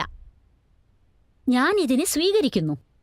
അതായത് ആരൊക്കെയാണ് ഇതുപോലെയുള്ള വ്യത്യസ്തമായ രാഷ്ട്രീയം അഡ്വഞ്ചറസ് ചെയ്യുന്നത്, നിങ്ങൾ രാഷ്ട്രീയത്തെ കളിയാക്കിക്കോ, കുഴപ്പമൊന്നുമില്ല. എന്നാൽ മതത്തെ കളിയാക്കാൻ പാടില്ല. ഇന്ന് ഞാൻ നിങ്ങളുടെ മുന്നിൽ വന്നിരിക്കുന്നു. എന്നാൽ ഞാൻ ഏത് ഗോത്രത്തിൽ ജനിച്ചതാണെന്ന് നിങ്ങൾക്കാർക്കും അറിഞ്ഞുകൂടാ. എന്നാൽ രാഹുൽ ഗാന്ധിയുടെ ഗോത്രം ഏതാണെന്ന് ചോദിച്ചു നോക്കൂ, 4-5 പേരെങ്കിലും പറയുമായിരിക്കും. പക്ഷേ നിങ്ങളുടെ ചോദ്യം വളരെ നല്ലതായിരുന്നു. നിങ്ങൾക്ക് ഈ ആശയം എവിടുന്ന് കിട്ടി? ഇതെങ്ങനെ ഉണ്ടായതെന്ന് വെച്ചാൽ, എപ്പോഴൊക്കെയാണോ നമ്മൾ പറഞ്ഞത് 3 കോടി ജനങ്ങൾക്ക് വീട് നൽകണമെന്ന്, അപ്പോൾ അവർ മതത്തെപ്പറ്റി പറയും. എപ്പോഴാണോ ഞങ്ങൾ 10 കോടി ജനങ്ങൾക്ക് ആയുഷ്മാൻ ഭാരത് നൽകിയെന്ന് പറഞ്ഞത്, അപ്പോഴും മതത്തെപ്പറ്റി പറഞ്ഞു. മാത്രമല്ല, എപ്പോഴൊക്കെ ഞങ്ങൾ 11 കോടി സ്ത്രീകൾക്ക് ടോയ്ലറ്റ് ഉണ്ടാക്കി കൊടുത്തെന്ന് പറഞ്ഞുവോ, അവിടെയും മതത്തെപ്പറ്റി പറയും. ഞങ്ങൾ മുദ്രാ യോജന ലോൺ 32 കോടി ജനങ്ങൾക്ക് കൊടുത്തെന്ന് പറയുമ്പോഴും അപ്പോഴും അവർ മതത്തെപ്പറ്റി പറയും. എന്നാൽ ഇവർ തന്നെ വിദേശത്തു പോയി നമ്മളെപ്പറ്റി സംസാരിച്ചപ്പോൾ മതത്തെപ്പറ്റി പറഞ്ഞിട്ടില്ല. കോടതിയിലേക്ക് ജനോയി അണിഞ്ഞു പോയിരിക്കുന്നു. അവരുടെ മതത്തെപ്പറ്റി പാവം അവർക്കൊന്നും അറിഞ്ഞിട്ടുണ്ടാവില്ല. ശ്രീരാമൻ പറഞ്ഞിട്ടുണ്ട്, ജനനി ജന്മഭൂമിശ്ച സ്വർഗാദപി ഗരീയസി. ഞാൻ ജീവിക്കുന്ന ഭൂമിയാണ് എനിക്ക് സ്വർഗമെന്ന് പറഞ്ഞു. അതും എപ്പോഴാണ് പറഞ്ഞത്? ശ്രീലങ്ക അദ്ദേഹത്തിന് സമ്മാനമായി നൽകിയപ്പോൾ. എനിക്കിതൊന്നും വേണ്ട, എന്റെ മാതൃരാജ്യം എനിക്ക് സ്വർഗത്തേക്കാൾ ഉയർന്നതാണെന്ന് പറഞ്ഞു.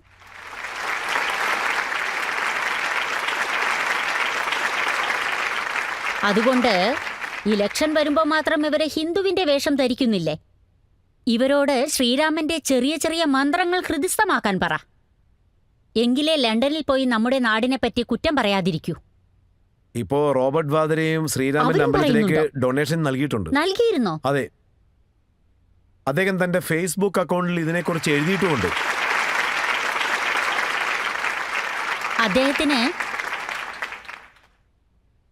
അദ്ദേഹത്തിനൊരു കാര്യം അറിയില്ല. പാപക്കറ പുരണ്ട പണം ദൈവത്തിന്റെ കണക്കിൽ പോയി ചേരില്ല.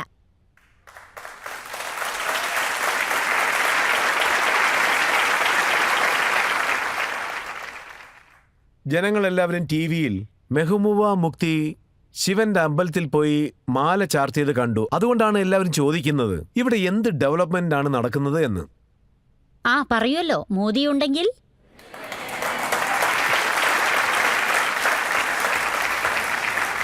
ഇപ്പോൾ നമുക്കൊരു ചെറിയ ബ്രേക്ക് എടുക്കാം. ബ്രേക്കിന് ശേഷം ആപ്കി അദാലത്തിൽ ചോദ്യങ്ങൾ തുടരും. രാഹുൽ സാർ മഹാനായത് എങ്ങനെയാന്ന് വെച്ചാൽ ഞാൻ മഹാൻ എന്നല്ലേ പറഞ്ഞ്. കാരണം മഹാഭാരതത്തിൽ GST അന്വേഷിക്കാൻ അദ്ദേഹത്തിനെ പറ്റും.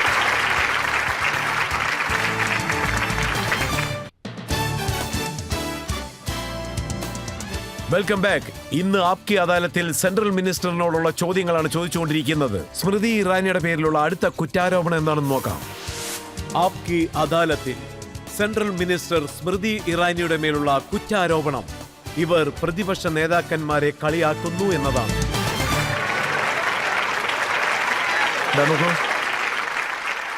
ആദ്യത്തേത്, താങ്കൾ രാഹുൽ ഗാന്ധിയുടെ അടുത്തു നിന്നും അദ്ദേഹത്തിന്റെ സീറ്റ് തിരിച്ചു വാങ്ങിച്ചു.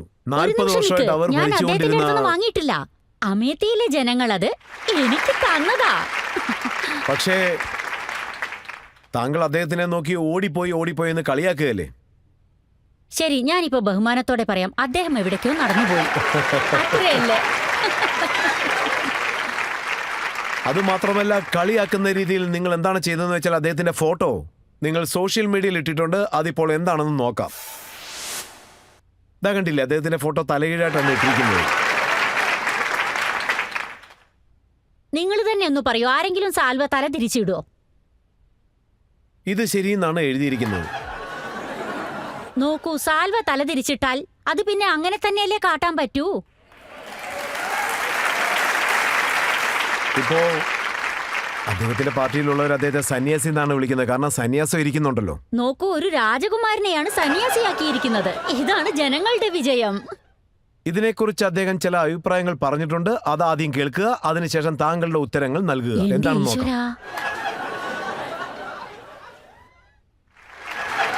ഒരു മിനിറ്റ്, നമുക്ക് കേൾക്കാം. കേൾക്കാം. भीम, ये लोग कौन थे? ये लोग तपस्या करते थे. ये लोग तपस्या करते थे.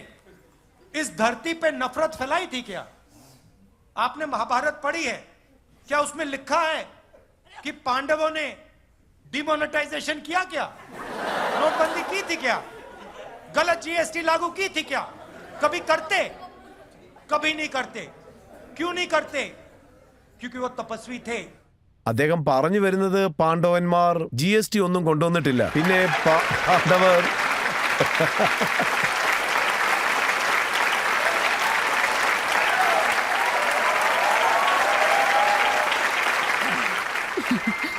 എന്താ ഇത്? ജനങ്ങൾ ചിരിക്കുന്നത് നിർത്തിയാൽ ഞാൻ മറുപടി പറയാം. അതെന്താണെന്ന് വെച്ചാൽ രജത് സർ, രാഹുൽ സാർ എങ്ങനെയാ മഹാനായതെന്ന് വെച്ചാൽ ഞാൻ മഹാനെന്നല്ലേ പറഞ്ഞ്. കാരണം മഹാഭാരതത്തിൽ GST അന്വേഷിക്കാൻ അദ്ദേഹത്തിനെ പറ്റും.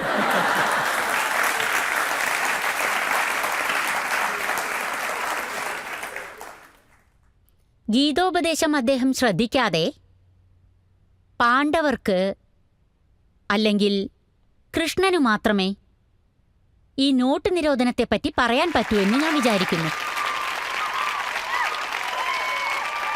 പക്ഷേ നിങ്ങളെല്ലാവരും ഇപ്പൊ ചിരിക്കുന്നുണ്ടല്ലോ. നിങ്ങളൊരു കാര്യം തീർച്ചയായും ശ്രദ്ധിക്കണമെന്നാണ് ഞാൻ പറയുന്നത്. ആരുടെ ക്ലിപ്പിംഗ് ആണോ ഇപ്പോൾ നിങ്ങൾ കണ്ടത്? അദ്ദേഹം ഒരു രാഷ്ട്രീയ കുടുംബത്തിൽ ജനിച്ചു വളർന്നവനാണ്. അതായത് രാഷ്ട്രീയ രക്തം അദ്ദേഹത്തിന്റെ ഞരമ്പുകളിലുണ്ടെന്ന് നമ്മൾ വിശ്വസിക്കണം. ആ പൊളിറ്റിക്കൽ ലെഗസിയുടെ അടയാളമാണ് അദ്ദേഹം. അതുകൊണ്ട് അദ്ദേഹത്തെ പറ്റി ഓർത്ത് ഞാനല്ല, ഈ ജനങ്ങളല്ല, അദ്ദേഹത്തിന്റെ കുടുംബമാണ് വിഷമിക്കേണ്ടത്. പാർട്ടിക്കാരും വിഷമിക്കണം. ഞാൻ ഒരു കാര്യമേ പറയൂ, ഒരേ ഒരു കാര്യമേ പറയൂ. അത് പാർട്ടി രീതിയിലായാലും ശരി, കുടുംബ രീതിയിലായാലും ശരി. ലണ്ടനിൽ അദ്ദേഹം സംസാരിച്ചത് അദ്ദേഹത്തിന്റെ ശരീരത്തിലുണ്ടായിരുന്ന വിഷമാണ് അവിടെ ഛർദ്ദിച്ചത്. എന്നാൽ ഇവിടെ സംസാരിച്ചത് കേൾക്കൂ. ഇതാണ് അദ്ദേഹത്തിന് സൊസൈറ്റിയുടെ മേലുള്ള അദ്ദേഹത്തിന്റെ വീക്ഷണം എങ്ങനെയെന്ന് തെളിയിച്ചു തരുന്നതാണിത്. ജെന്യൂൻലി എനിക്കും കുട്ടികളുണ്ട്, അതുകൊണ്ടാണ് ഞാൻ പറയുന്നത്. നമ്മളാരും പേടിക്കേണ്ട കാര്യമില്ല. അദ്ദേഹത്തിന്റെ അമ്മയാണ് അദ്ദേഹത്തെ ഓർത്ത് വിഷമിക്കേണ്ടത്. ഇപ്പോൾ നോക്കുകയാണെങ്കിൽ ഈ സോഷ്യൽ മീഡിയയിൽ ഇങ്ങനെയുള്ള കാര്യങ്ങളാണ് വളരെയധികം വന്നുകൊണ്ടിരിക്കുന്നത്. കൂടുതലും താങ്കളെക്കുറിച്ചുള്ള ട്രോളുകളാണ് വരുന്നത്. ഗ്യാസ് സിലിണ്ടർ വെച്ചുകൊണ്ടുള്ള ആ ഫോട്ടോ. ഗ്യാസിന്റെ വില കുറയ്ക്കുമെന്ന് താങ്കൾ പറഞ്ഞിരുന്നു. എന്റെ അറിവിൽ കോൺഗ്രസുകാർ ഇത്രത്തോളം അധപതിക്കുമെന്ന് ഞാൻ കരുതിയിട്ടില്ല. കാരണം കോൺഗ്രസ് കമ്മിറ്റിക്കാർക്കിടയിൽ ആരാണ് അടുത്ത നേതാവായി വരേണ്ടതെന്ന് അവർക്കിടയിൽ തന്നെ കോൺഗ്രസ് ഇലക്ഷൻ നടത്തുകയാണ്.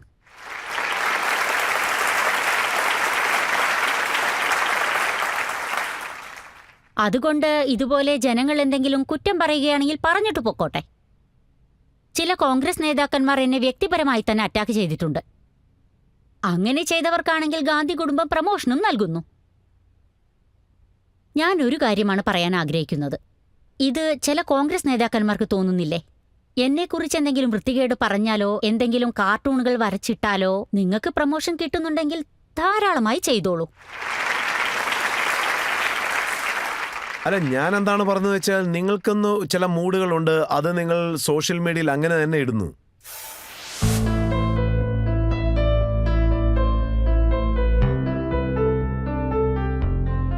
ഒരു ഫോട്ടോ ഞാൻ കാണിക്കാൻ ആഗ്രഹിക്കുന്നു. നിങ്ങളുടെ കുട്ടിക്കാലത്തുള്ള ഒരു ഫോട്ടോയും ഇപ്പോൾ ഉള്ള ഫോട്ടോയും തമ്മിലുള്ള വ്യത്യാസം അതെന്താണെന്ന് നോക്കാം. അതിൽ എഴുതിയിരിക്കുന്നത് എന്താണെന്ന് വെച്ചാൽ ഒന്നും മാറിയിട്ടില്ല.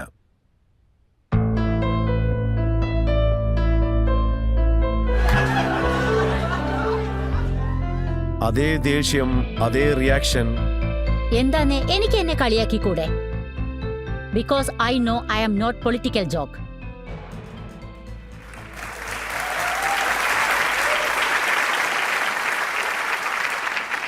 ഫൈനലായിട്ട് ഒരു ചോദ്യം നിങ്ങളിൽ ആർക്കെങ്കിലും ചോദിക്കാം. ഒരേ ഒരു ചോദ്യം മാത്രമേ എനിക്ക് ചോദിക്കാനുള്ളൂ. ഈ വർഷം വരാൻ പോകുന്ന ലോക്സഭാ ഇലക്ഷനിൽ കോൺഗ്രസിൽ നിന്നും പ്രിയങ്ക ഗാന്ധി തന്നെ നിങ്ങൾക്കെതിരെ മത്സരിക്കുമെന്ന് കേട്ടു. ഇത് നിങ്ങൾ എങ്ങനെ നോക്കിക്കാണുന്നു? രാഹുൽ ഗാന്ധിയുമായിട്ട് കമ്പയർ ചെയ്ത് നോക്കുമ്പോൾ ഇത് നിങ്ങൾക്ക് എത്രമാത്രം കഠിനമായിരിക്കും? 2009 അവർ ബനാറസിൽ നിൽക്കുന്നെന്നാണല്ലോ ഞാൻ കേട്ടത്.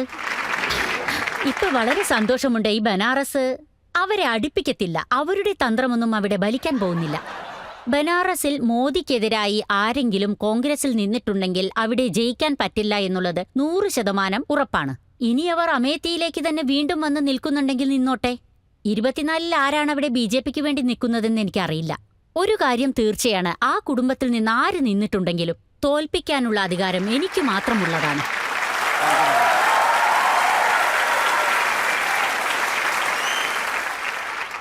അന്ന് ആ ദിവസം ഇപ്പോഴും എനിക്ക് നല്ലതുപോലെ ഓർമ്മയുണ്ട്. ലക്നൌവിൽ രജത് ശർമ്മ സാർ ആപ്കി അദാലത്തിനു വേണ്ടി ഒരു ഓഡിറ്റോറിയം തന്നെ നിർമ്മിച്ചേക്കൂ. എന്നാലേ എനിക്ക് എന്റെ ആപ്കി അദാലത്ത് ഷോ ലക്നൌവിൽ വെച്ച് നടത്താൻ പറ്റൂ എന്ന് പറഞ്ഞു. 40 വർഷത്തിനു ശേഷം ഞങ്ങൾ അവിടെ ഒരു ഓഡിറ്റോറിയം നിർമ്മിക്കും. നിങ്ങളെ അവിടെ വെച്ച് കാണാം.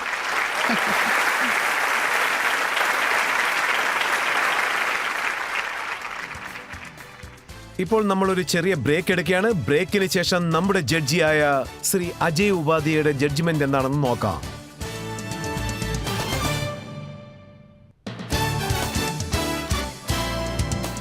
ആപ്കി അദാലത്തിൽ സ്മൃതി ഇറാനിയോട് നമ്മൾ പല ചോദ്യങ്ങളും ചോദിച്ചു. രാഹുൽ ഗാന്ധിയെക്കുറിച്ച് നമ്മൾ ചോദിച്ചു, അമേഠിയെ പറ്റി ചോദിച്ചു, മൈനോറിറ്റി മിനിസ്റ്ററെ കുറിച്ച് ചോദിച്ചു, പ്രതിപക്ഷ പാർട്ടികളുടെ പരാതിയെക്കുറിച്ച് നമ്മൾ സംസാരിച്ചു. എല്ലാ ചോദ്യങ്ങൾക്കും വളരെ ധൈര്യമായിട്ട് ഉത്തരവും നൽകി. ഇന്ന് ആപ്കി അദാലത്തിൽ നമ്മുടെ ജഡ്ജി എന്ത് ജഡ്ജ്മെന്റ് ആണ് നൽകാൻ പോകുന്നതെന്ന് നോക്കാം. ഇന്നത്തെ കുറ്റാരോപിത സ്മൃതി ഇറാനിയുടെ നേരെ ഒരുപാട് ആരോപണങ്ങൾ ഉണ്ടായിരുന്നു.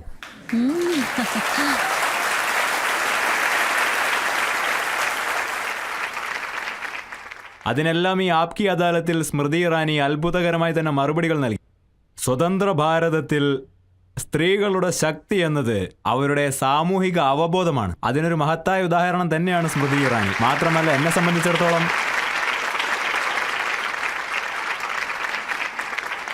ഒരു സാധാരണ കുടുംബത്തിൽ നിന്നും വന്ന് ഇത്തരം ഉയരങ്ങളിൽ എത്തുന്നത് സാധാരണ കാര്യമല്ല. അതുമാത്രമല്ല, അവർ പറഞ്ഞ വാക്ക് I am not a political joke, ഇത് യാഥാർത്ഥ്യത്തിൽ ഒരു അഭിനന്ദനാർഹമായ സ്റ്റേറ്റ്മെന്റ് തന്നെയാണ്. ഇത് പറയാൻ അസാമാന്യമായ ധൈര്യവും വേണം.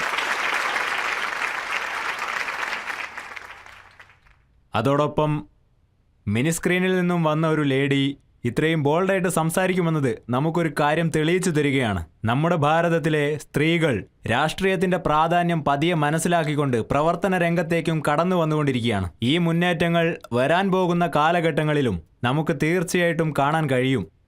അതുകൊണ്ട് തന്നെ ഈ നീതിപീഠം അവരെ എല്ലാ ആരോപണങ്ങളിൽ നിന്നും മുക്തയാക്കുന്നു.